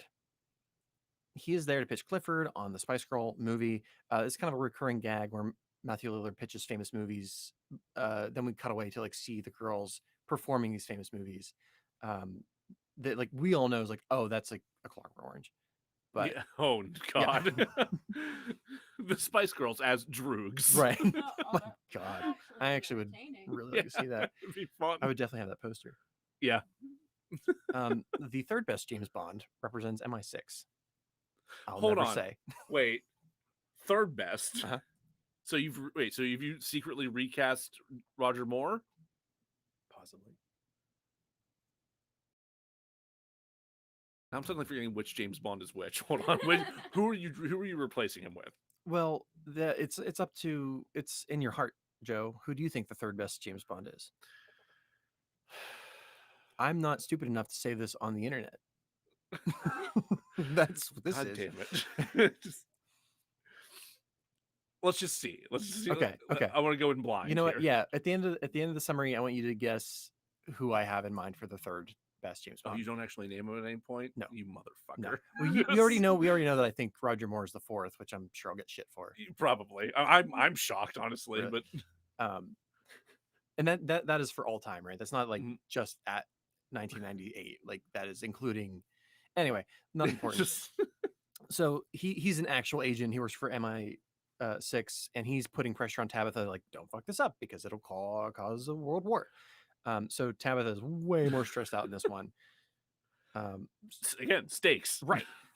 We get the same rehearsal scene, except this time Nicola enters like out of breath because she's just now caught up to the girls. This is where she explains like Trevor, her husband, has left her, and that's where we get a little bit more understanding of like she was the sixth Spice Girl who then left to start a family, which that has gone super well. She feels abandoned, alone, scared, and this is when the girls rally around her. And Alan Cumming is just like looks in the camera. He's like, "Nice." Who plays Trevor? We don't see him. Well, we don't see. I mean, we No, don't see him in I the original pictured- movie either. But I picture Trevor from Grand Theft Auto when I think of Perfect. Trevor. That's him. that's too far. Like that's not. Well, not in the same country. That's also like future. Oh, Like that's true. way too That far in did advance. not exist back then. Right. Right. This is the '90s solution. who's- Yeah. I jumped ahead. Who's a favorite of DeRazzled that we can throw in there? Kurt Russell. I mean, we don't need to see him. We It's really fine. don't. We Yeah, don't. he's I don't not, wanna see him. he wasn't important to the original. He's not important to this one. I kept his name. That's enough. Yeah. So this is when we cut to Department H, which is Canada's branch for extra sneaky spy shenanigans, headed by McMaxford along with Brad. That was a little one for me. Department H is the department in Marvel Comics that had Wolverine Okay, coated with adamantium. This is them. this is them. Yeah. Yeah. So you've inserted this into the MCU, is what you've just is what you're telling me. Well, the comics, not the movies. Oh, okay, so this is Earth 616. Yes. Okay. It's perfect. Stupid. This now we can have our Squirrel Girl, Spice Girls crossover. In the I'm in. future. You've sold me, you son of a bitch. Let's go. So they've been put in charge of ruining the Spice Girls. By try that again. They've been put in charge of ruining the Spice Girls, and in turn causing the United States, Russia to destroy each other, thus leaving a power vacuum that Canada can fill. They meet with Riff Raff, who is exactly the same. I changed nothing about him except for his mouth is always slightly ajar. Oh, that's Like- a nice like- little adjustment. Yeah, kind of like Nosferatu, but a pervert.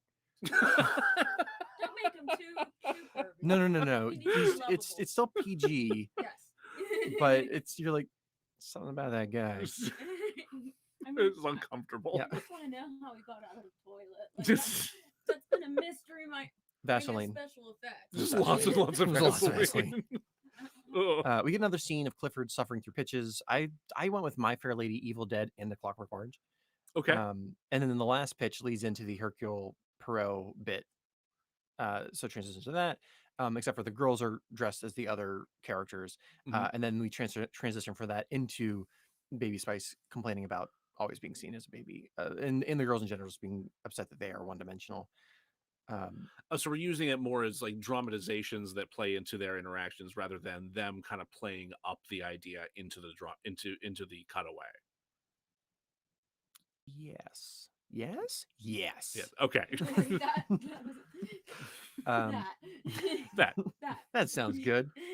So they start talking about like the contradictions to their public persona, such as Sporty never misses Ren Fair. Posh has worn the same sweatpants to bed for the last 6 years. Scary is a renowned drag show judge. Ginger can tell a man to fuck off in 24 languages. Nice. And Baby is a Proustian scholar. Proustian? Proustian. Yeah, she is. I like those adjustments, and that promotes the feminism as well. They're not just that one thing. They have another purpose. Additional levels of diversity added to their Right, their right. states of Dimension. being. Yeah. Well-rounded characters. God, those sweatpants smell awful. Cutting to the photo shoot, the conversation continues. It's Scary that says, still, there are times I wouldn't mind being posh for a day or sporty. This leads to the costume montage, which I liked in the movie for the It was most part. fun. Yeah. Yeah, they played around, got to Yeah. pretend to be Except one another. because they're fucking around, they don't get a very good photo for their photo shoot, which is that was meant to promote the show. Mhm. So like they're like, that's a blurry photo where you dress like John Travolta. Yeah, and one Um, of the photos were not the No, best no, no. ones. Which we cut to Department H, where Riff Raff hands over several scandalous photos. One, a special interest is the photo of Baby Spice cavorting with John Travolta, who's actually just Sporty Spice in drag, but Mhm. everyone just thought she was John Travolta. The scandal hits. Third best James Bond yells at Tabitha. Tabitha yells at the girls, who apologize but explain that like they need to have fun from time to time. Tabitha drags them to a dinner event where Nicola sits waiting for them. Somewhat spiraling, Nicola can't decide which of the girls to make godmother. Feeling guilty and needing connection, she starts to cry. The girls say that they can all be the baby's grandmother. And Nicola's like, that's not how that works. And they're like, who gives a shit with the Spice Girls? Do what they want. They do what they want. Girl power. They immediately are pulled away by Tabitha to do interviews, each of which serves to increase the stress of having to be peacemakers. We do get the Catholic moment, but at the end of the joke, Ginger does like finger guns, which is the photo that Riff Raff gets, Perfect. and then is the one that's in the paper, and everyone like freaks out, like this is going to be awful. Except for the Pope then comes on TV and thanks Ginger for asking the question, "Is the Pope Catholic?" Because it caused him to have this moment of introspection where he pondered, "What is a Catholic, and am I embodying it in its full?" Oh, a very Huh. interesting Yeah. spin on it. Yeah, Just like I think it was change of John. character for Riff Raff. Yeah. I think that'd been John Paul the second. That would have been John Paul too. Yeah. Hold on. I feel like I'm gonna sneeze.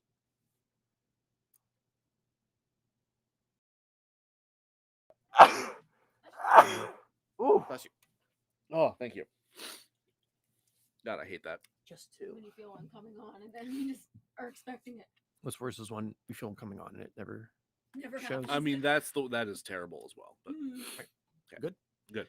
The third best James Bond tears Tabitha a new asshole for the Catholic thing. Sure. The Italian backup dancers arrive for rehearsal. I wanted to be like this. They are rehearsing. They're not doing this like mini show before the show. Like that was really confusing for me in the movie. I want there to be way more interactions between the Spicy Boys and the Spice Girls.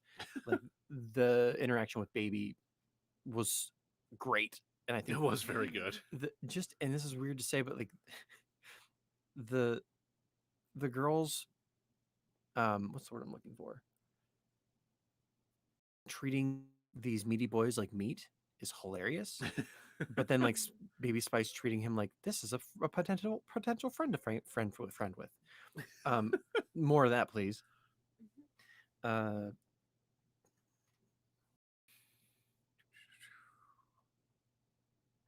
So Tabitha still demands that the Spice Boys are cut, right? Like that's not going to fly.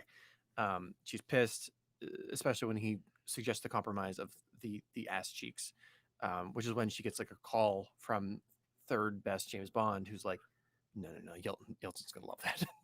I mean, the pants were definitely cut. Yeah. This might actually help our case. Yeah, this Get those chaps. Oh my god! Get So more Elton time. I Drop it apologize to all the Italians out there. The boys and the manager cram into a 1968 Otto Bianchi Bianchini Berlini Quattrapastoli. Don't look at me. What did you just say about my mother? She's a spicy meatball. No, they jump into a what? So they basically jump into a 1960s teeny tiny Fiat. Oh, okay. It's funny. It's a bunch of meaty boys in a tiny car, Yes, no, that's very good. and they all like are arguing in Italian to each other. And they promise like, okay, well, we're gonna keep doing our meaty boy things, and we'll meet you at the concert. Coincidentally, like MTV in the future developed Jersey Shore, and that was essentially Those meaty boys grew up to be Jersey Shore. Yes, that's the solution. That's the 90s solution into like what 2006, Probably mid 2000s. God. whenever Jersey Shore was a thing. It just it plants the seed for the idea for once those meatheads are Right. of age to do that. Yes. On their way Oh, back from God. Milan, and it takes 15 hours to drive from Milan to London. There it is. Also, there's some water in between there. There is. And what about the wheel side on the car? Like, doesn't that adjust between countries? I don't know about it. I know it's on the right side of the car. Oh, right. Okay. I don't know what side people drive on in Italy. I'm pretty sure most of Europe is left. I think so too. I And think. UK just is Funny, when you're crossing water, though, it reverts to the right.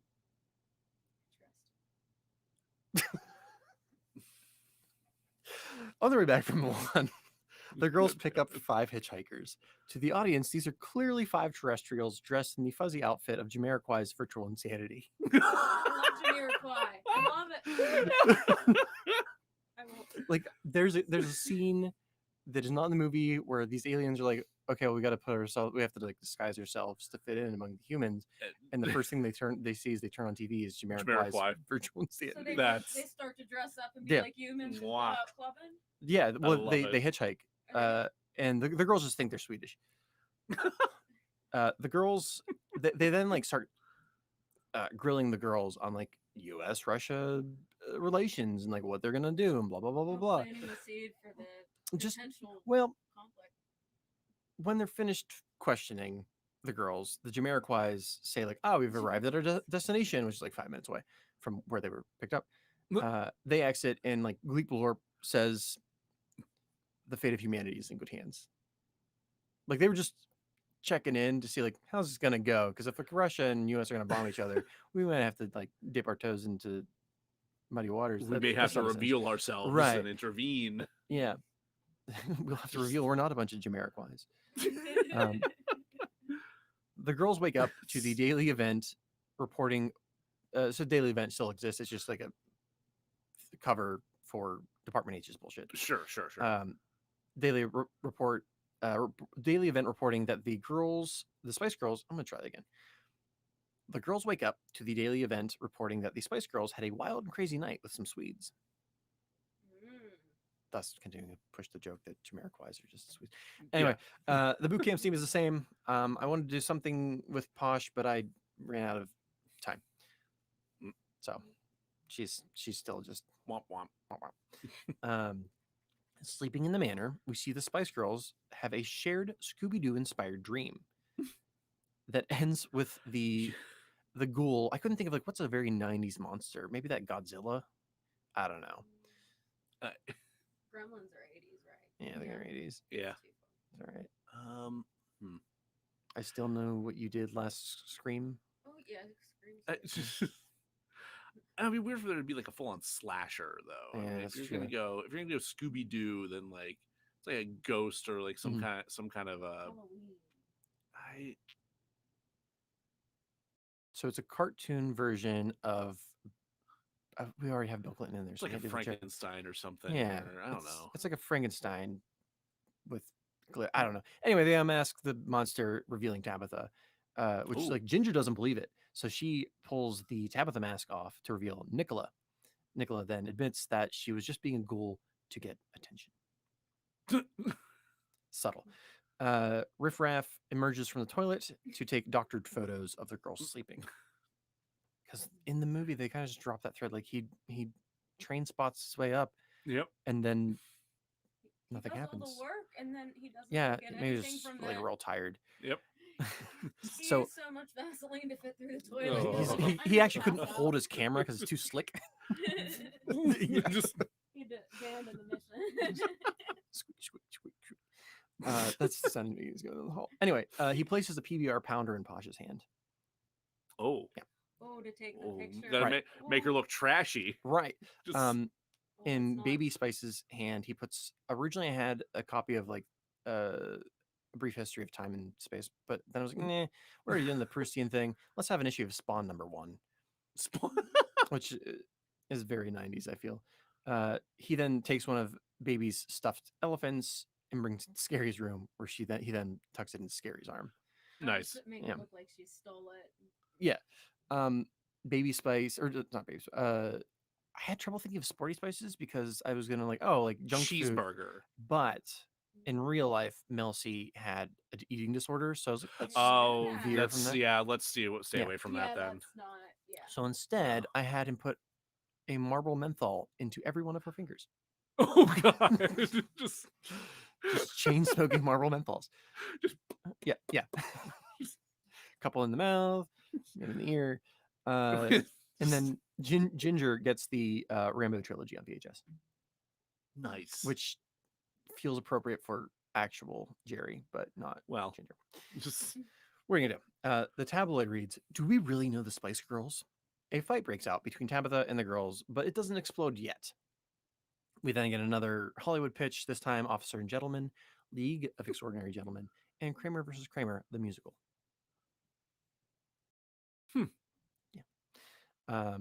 Kramer versus Kramer the musical. I've watched one out of the 3 of those movies. I'm not going to say. The boat scene is similar, except the girls are played by small Canadian men dressed as schoolgirls. That's a tough one. They intentionally fall off the boat to make the girls look bad. Oh, okay. And this leads to Tabitha firing Meatloaf because No. he's the bodyguard and he's supposed to make sure this shit doesn't happen, make sure everyone's safe. That would make a suspenseful turn. in the Right. movie. Well, then because of that, the girls don't not only feel guilty, but they're also pissed Oh yeah, Yep. I feel betrayed. because he's kind of their like fatherly Yeah, he's figure, their like elder. mentor, not mentor, whatever. Tabitha reminds them that like they are a bunch of young women, yes, but there there are many. Sorry, let me try that again. Tabitha reminds them that they may be a bunch of young women, but people rely on them for income and jobs and world peace. The girls storm off. The Canadians celebrate. So the girls split off each, and I want them to have similar dream sequences like they do in the movie where we see Rendezvous back in the day. Only we're seeing like each one of them remembers a portion of it. Uh, Hmm. But it all ends with Nicola leaving the Spice Girls to start a family. So we get them singing "Wannabe," but it ends with Nicola being like, "No, like I met this man. We're gonna start a family." And this all happens at the central location of Rendezvous, which in this Rendezvous is a gay club, and Meatloaf was the bouncer. Huh. I Yeah. like that. So you met them. twist. And even there, he's protective of the girls. Sure. We still have Elvis Costello serving Clifford and Tabitha drinks. They agree that they probably should shag, as the world might come to the end tomorrow. Something that they do by falling out of screen. I'm gonna try that paragraph again. Yeah, go for I'm it. getting a little bit of rubber lip. Elvis Costello serves Tabitha and Clifford drinks. They agree that they should shag, as the world might come to an end tomorrow. This is something that they do by falling out of frame and onto the bar floor. Elvis Costello watches in horror. The show that they've He's gonna have to clean that up later. yeah. Just, Why do you take that side gig, man? just he's between albums. It's rough. Yeah. So to show that they haven't forgotten and that they still appreciate their friend, they decide to take Nicola back to Rendezvous. More as like a nostalgia thing than let's go clubbing with a pregnant friend. Okay. This is the one and only location, of course, where they've performed as a 6-person band Right. because they performed once and then she left. Nicola, while genuinely having a good time and feeling better for the first time in a long time, goes into labor. This interrupts the drag show. And since Meatloaf is fired, no one is there to drive them to the hospital. In this, none of the girls know how to drive because why would they? Which the drag queens are like, that's fine. The nearest one is haunted anyway. Right, because he says it looks like a ghost hospital. Yeah. Just- And the drag queens are like, we've all been drinking and we're too responsible to drive, so you're trapped here. That's so responsible though. Yeah, they're all responsible, and then they have to deliver a child in a gay bar. Yep. But this is before like pandemic because it's the 90s. Right. So well, they're right. fine. I mean, at least there's that. So But no one takes their drag or their nightclub stuff off. It's just got to deliver this baby at the drag show. Going in the next day, Tabitha and Clifford sit on the empty stage. Desperate to know where the girls are, they call the dock crew because like maybe the dock crew is falling around, which they weren't, but they were following Meatloaf. So Tabitha swallows her pride and asks Meatloaf for help. Asks if he knows where the girls would be. He's like, "Of course I know where they would be. They'd be at Rendezvous, the gay bar." you say it just like He that. says it just like that. Yeah, the gay The bar. gay bar. Which at that exact moment, the Italians pull up in their 1968 style, Yeah. in The Spicy Boys. their beefy boy clown car. right? Just Which then Meatloaf commandeers. Which the dock crew's like, "We had an empty family. You have to do that," but he's already driven away at that point. We cut back to the girls who have decided they have to decide whether or not to help their friend or save the world. And this is where I struggled because to do both, to get your cake and Save it too. lick it too, yeah. Right? How do you eat a cake? Just- It's not. It doesn't make for good drama. sure. But it also I can't have World War III and Spice Worlds. No. As much as I would personally just have it turn into that, like a post-apocalyptic Spice World Mad Max hellscape, then that's not the movie we're making here. Just as badly as I want it, I understand. So they do the both. Meatloaf, the Italians, the dock crew arrive all at once, uh, and they're like, "Well, how do we do both? Like, of course we're going to deliver the baby. That's the thing that happens. But like, how do we broadcast us to the world?" And the drag queens are like, "We have all these screens. Like, we have a hookup to the internet. It's not legal, but like we do." And they're like, "Well, right, but like, how do we get internet? Like, how do we get an internet? What's in here?" an internet? And Sporty's like, "Oh, we have all those free internet CDs." Oh my god! They just have a bunch of Yeah. AOL They have a trial bunch of, like, discs. yeah, like 90s solution. like in the van. They don't have any idea how they keep getting delivered to the van, but they do. Yeah, and that's a good like plot not to have explained. They just, No, there's like, just, they just show up in your house. Like you just find them. You just still, find even them places. today. if I find one, I'm framing it. They were hanging Yeah, up in the grocery store at the checkout in some Right. places. Yeah. By the So gift like card. she pops it in, we hear the dial tone, and they're hooked up to the world, baby. So they broadcast. In world at blazing fast 56K. Yeah.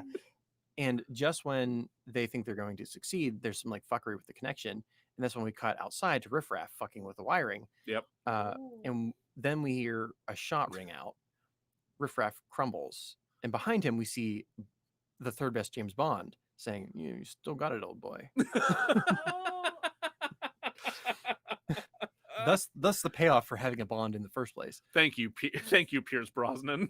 Sure. I'm in GoldenEye 007. I played that on Nintendo 64, probably around the same There's time. no way they Yeah. could have afforded him at that point. But anyway, we then cut to Clinton and Yelton sitting in a theater by themselves, watching the screen, Spice Girls. And Clinton turns to Yeltsin and says, "Maybe not today." And Yeltsin says in Russian, "No, not today. There's still hope."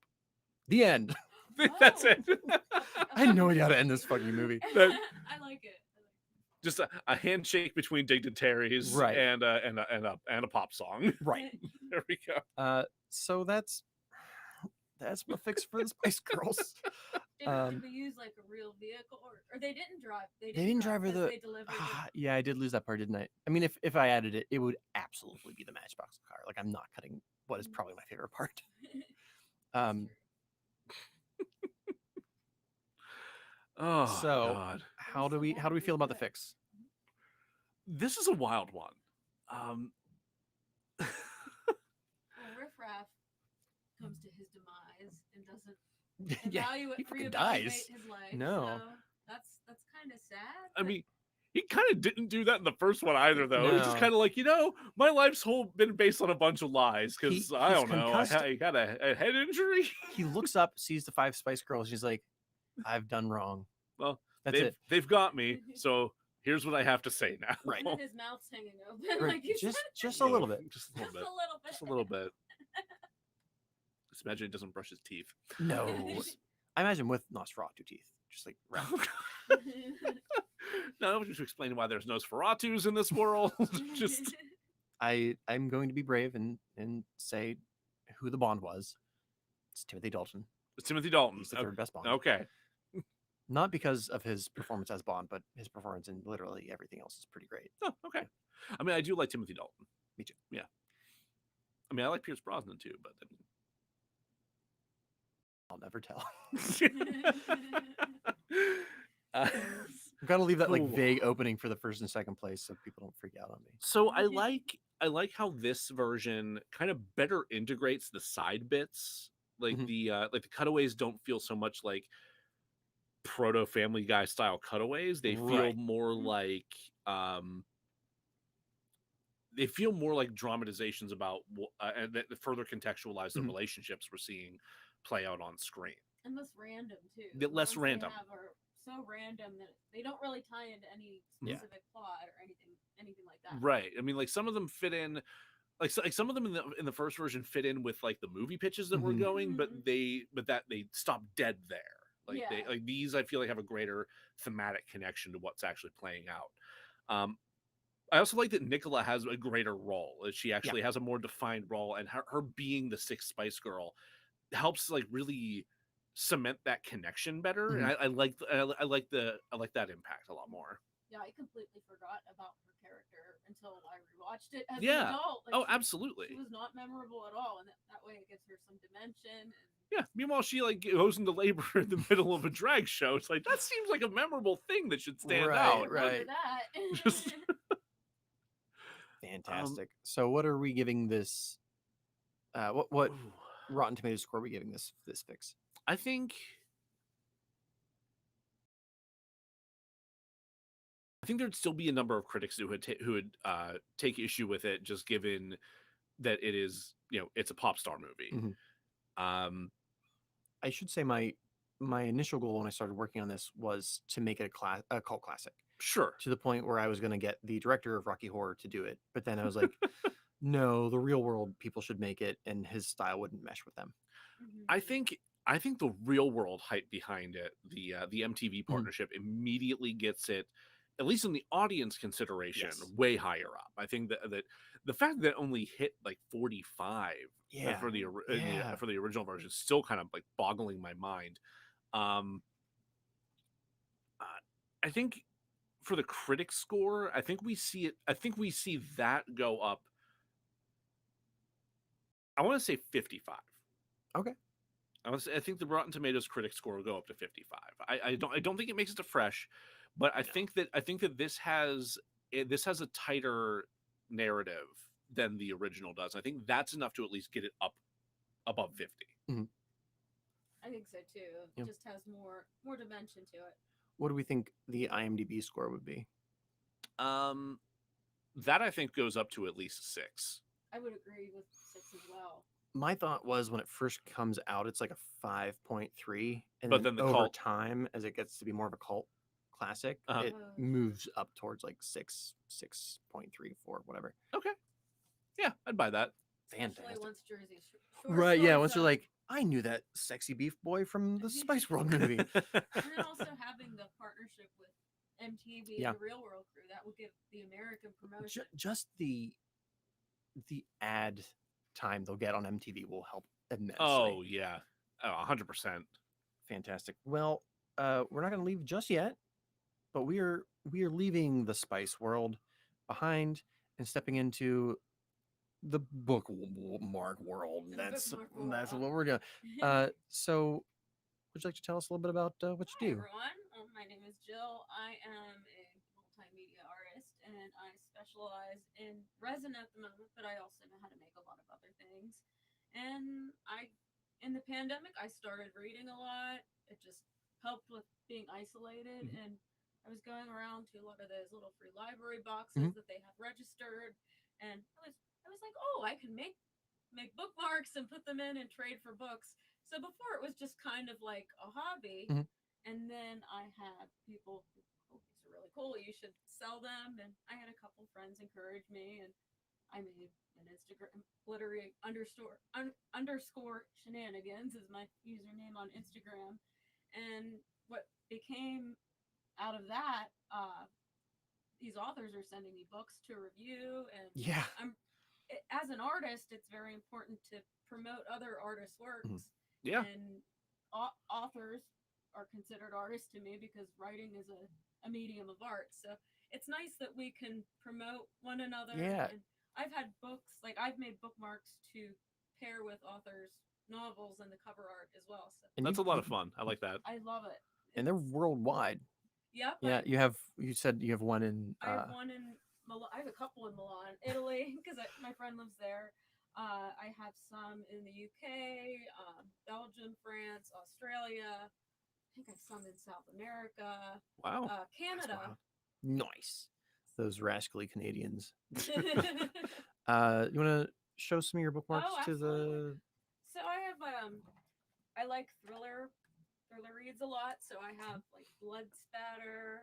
These are great. Here, I can hold a couple up closer Oh, to the camera as absolutely. well. So yeah, with Thank the you. blood splatter ones Yeah, here. some- And that's the one you selected. So I did. Yeah. that one is claimed. Yeah, nice little tassel, and you have different sizes. This is a smaller one. I have different shapes too. These are like feathers. I only have 3 at the moment. I have to make more. You got can see through some those of the pretty more quick. vibrant glitter being used in this one. Oh yeah, that's Like, and they're solid. Like, they're good Yeah. quality resin bookmarks. Like, these would hold up for a good while. the funniest thing is when I'm doing pop-up sales Mhm. and people are looking at my table and somebody drops one and the look on their Right, they're like, face. "Oh, no." It's broken, but I mean, No, I wouldn't recommend Right, bending it right, as hard right. as you can. Right, but right. They're pretty durable. And I You've also have branched out into keychains. keychains. I have little wine Show ones. us one. So these, I don't ship these internationally unless Because of the metal in them? Or... yeah, just because I can send bookmarks in envelopes. With Oh, cards, right. so Okay. that gets So rid I of don't know the if you can see. There's a outlandish little customs lime. fees. But if somebody from another country ordered a lot and it was worth getting a package with tracking, then definitely would want tracking on there. Fantastic. So if somebody were to want a bookmark from you, where So do they get it's one? my Instagram account right now. I just sell everything through DM. And you said that's glittery_shenanigans Yep. on Instagram. On Instagram. Okay. And I would like to get a website at some point, but Sure. right now, just between reviewing all the books, and I've been doing You're pretty busy. pretty well. Yeah. Yeah, no, you've got a lot on your plate. Like, it's amazing. And I love it. Like, I wouldn't, like, the fact that I can wake up every morning and make art, and I That's didn't the dream, realize that yeah. I could, yeah, it's a dream. Dream come true. Very cool. Fantastic. Well, thank you for coming on the podcast. Thank you for Yeah. having me Oh, as a guest. absolutely. I had Yeah. such a great time Yeah, it's been a reminiscing about Spice Girls. Yeah, as well. no, it's been a lot of fun. Next week we'll be doing something. I guess not next week, but like the week after. Next The next episode. episode, we'll be doing something a little different, because the Razzies are saying who they've nominated. Yeah, Razzie nominations are happening on the 7th of February, I think so. believe. I think So we'll be recording our next episode after that, and then we're releasing after that. So don't tell us. Yeah, don't tell Don't us. tell us. Don't spoil it for us. We're going to go in as blind as we possibly can because we want to give you guys our predictions before we actually compare that Correct. to the real We've thing. been watching some real turds. Good fucking lord. Just trying to anticipate like what's going to get nominated. so yeah, like there are some prediction lists out there about like what know what people think are going to get nominated. We've been going off of that and going off some of our own impressions as well. And holy shit, there were some bad movies out last year. I go through the rabbit hole of what's on Amazon Prime, like those horror movies that are B-rated but also comedic as well. I love them. I mean that stuff's fun, but that's fun. That stuff's fun, but like that's not the kind of stuff that's going to get garbage. considered for Razzies because like any kind of like independent production, like that kind of stuff, like the Razzies don't go toward. It's always like the big studio. That like, makes sense. Yeah, because like, they have the budget to actually do that. So exactly. the criticism is what did they do with the money? So. Right. So and a lot of the stuff is getting considered. People are theorizing will be considered for this year is. It's wild. Like the breadth of what could potentially be nominated is kind of bonkers, and some of the stuff that actually got made boggles my mind. So we will have that for you. Oh, I have this for you to show too. Oh, I just real thought quick, of it. real quick. Let's show Jill's business card. Let's see if that can get focused. Of course not. Why would it want to be focused? That looks fairly focused. So you can find us, DeRazzled, at places that Joe has memorized, but I don't. Yeah, so you can find us on Facebook at DeRazzled Podcast, on Instagram at DeRazzled_podcast, on Twitter at DeRazzledPod. You can email us at DeRazzledPodcast@gmail.com to let us know what you think about our fixes and to recommend movies that you want to see us do in future seasons. As we've mentioned, we are getting ready for season 2 here, so we're still looking to fill out some of that schedule. And we're going to have a bit, a gap in between seasons 1 and 2 where we're going to try and do some fun stuff here as well. You can rate and review us on Apple Podcasts, on Spotify, on Good Pods, on Podchaser, wherever you listen. The more that you are able to rate us, genuinely we appreciate it. We pay really close attention to those things, and we care what you think about the show. And that helps us get further up in ratings and standings on those various platforms, and helps those algorithms show us to other people, so more people can discover our little bit of stupid fun here. We just want to show you our stupid. We just want to show you our stupid. Yeah. Honestly, that's the whole point of this. Thank you again, audience, people, Joe, Jill. Thank you for having me. I had a blast. Join us next time. We'll be sure to say razzle dazzle. Razzle dazzle. razzle dazzle you. Yeah, there we There go. Yeah, we will. I wasn't prepared. It's all right, right? We never prepare anybody No, for that. that's- It's I always just- like realized the last couple of minutes before we're gonna end. I'm like, I should have told him that. yeah, no, you've never once actually Nope. told anybody. I kind of like that because then you have to I act think and Steve was improvise the it. only one that was like, he was on it. He was Steve ready. was on it. Yeah. Yeah. No, you gave a really good delivery on it though. Yeah, That I was did. good. The first was just like a question, Alright. questioning what it was, and then the second I knew what to do. Bye, everybody. Bye. Bye, everybody. Oh, and real quick, thank you to Diggs BTW for jumping in and commenting on the stream there toward the end. Hey, what's up, bud? Sorry I didn't mention. Sorry I didn't say anything on there for earlier. We were just wrapped up very in the story that Jack was weaving for us. So thank you for checking us out here. And with that, goodbye, internet.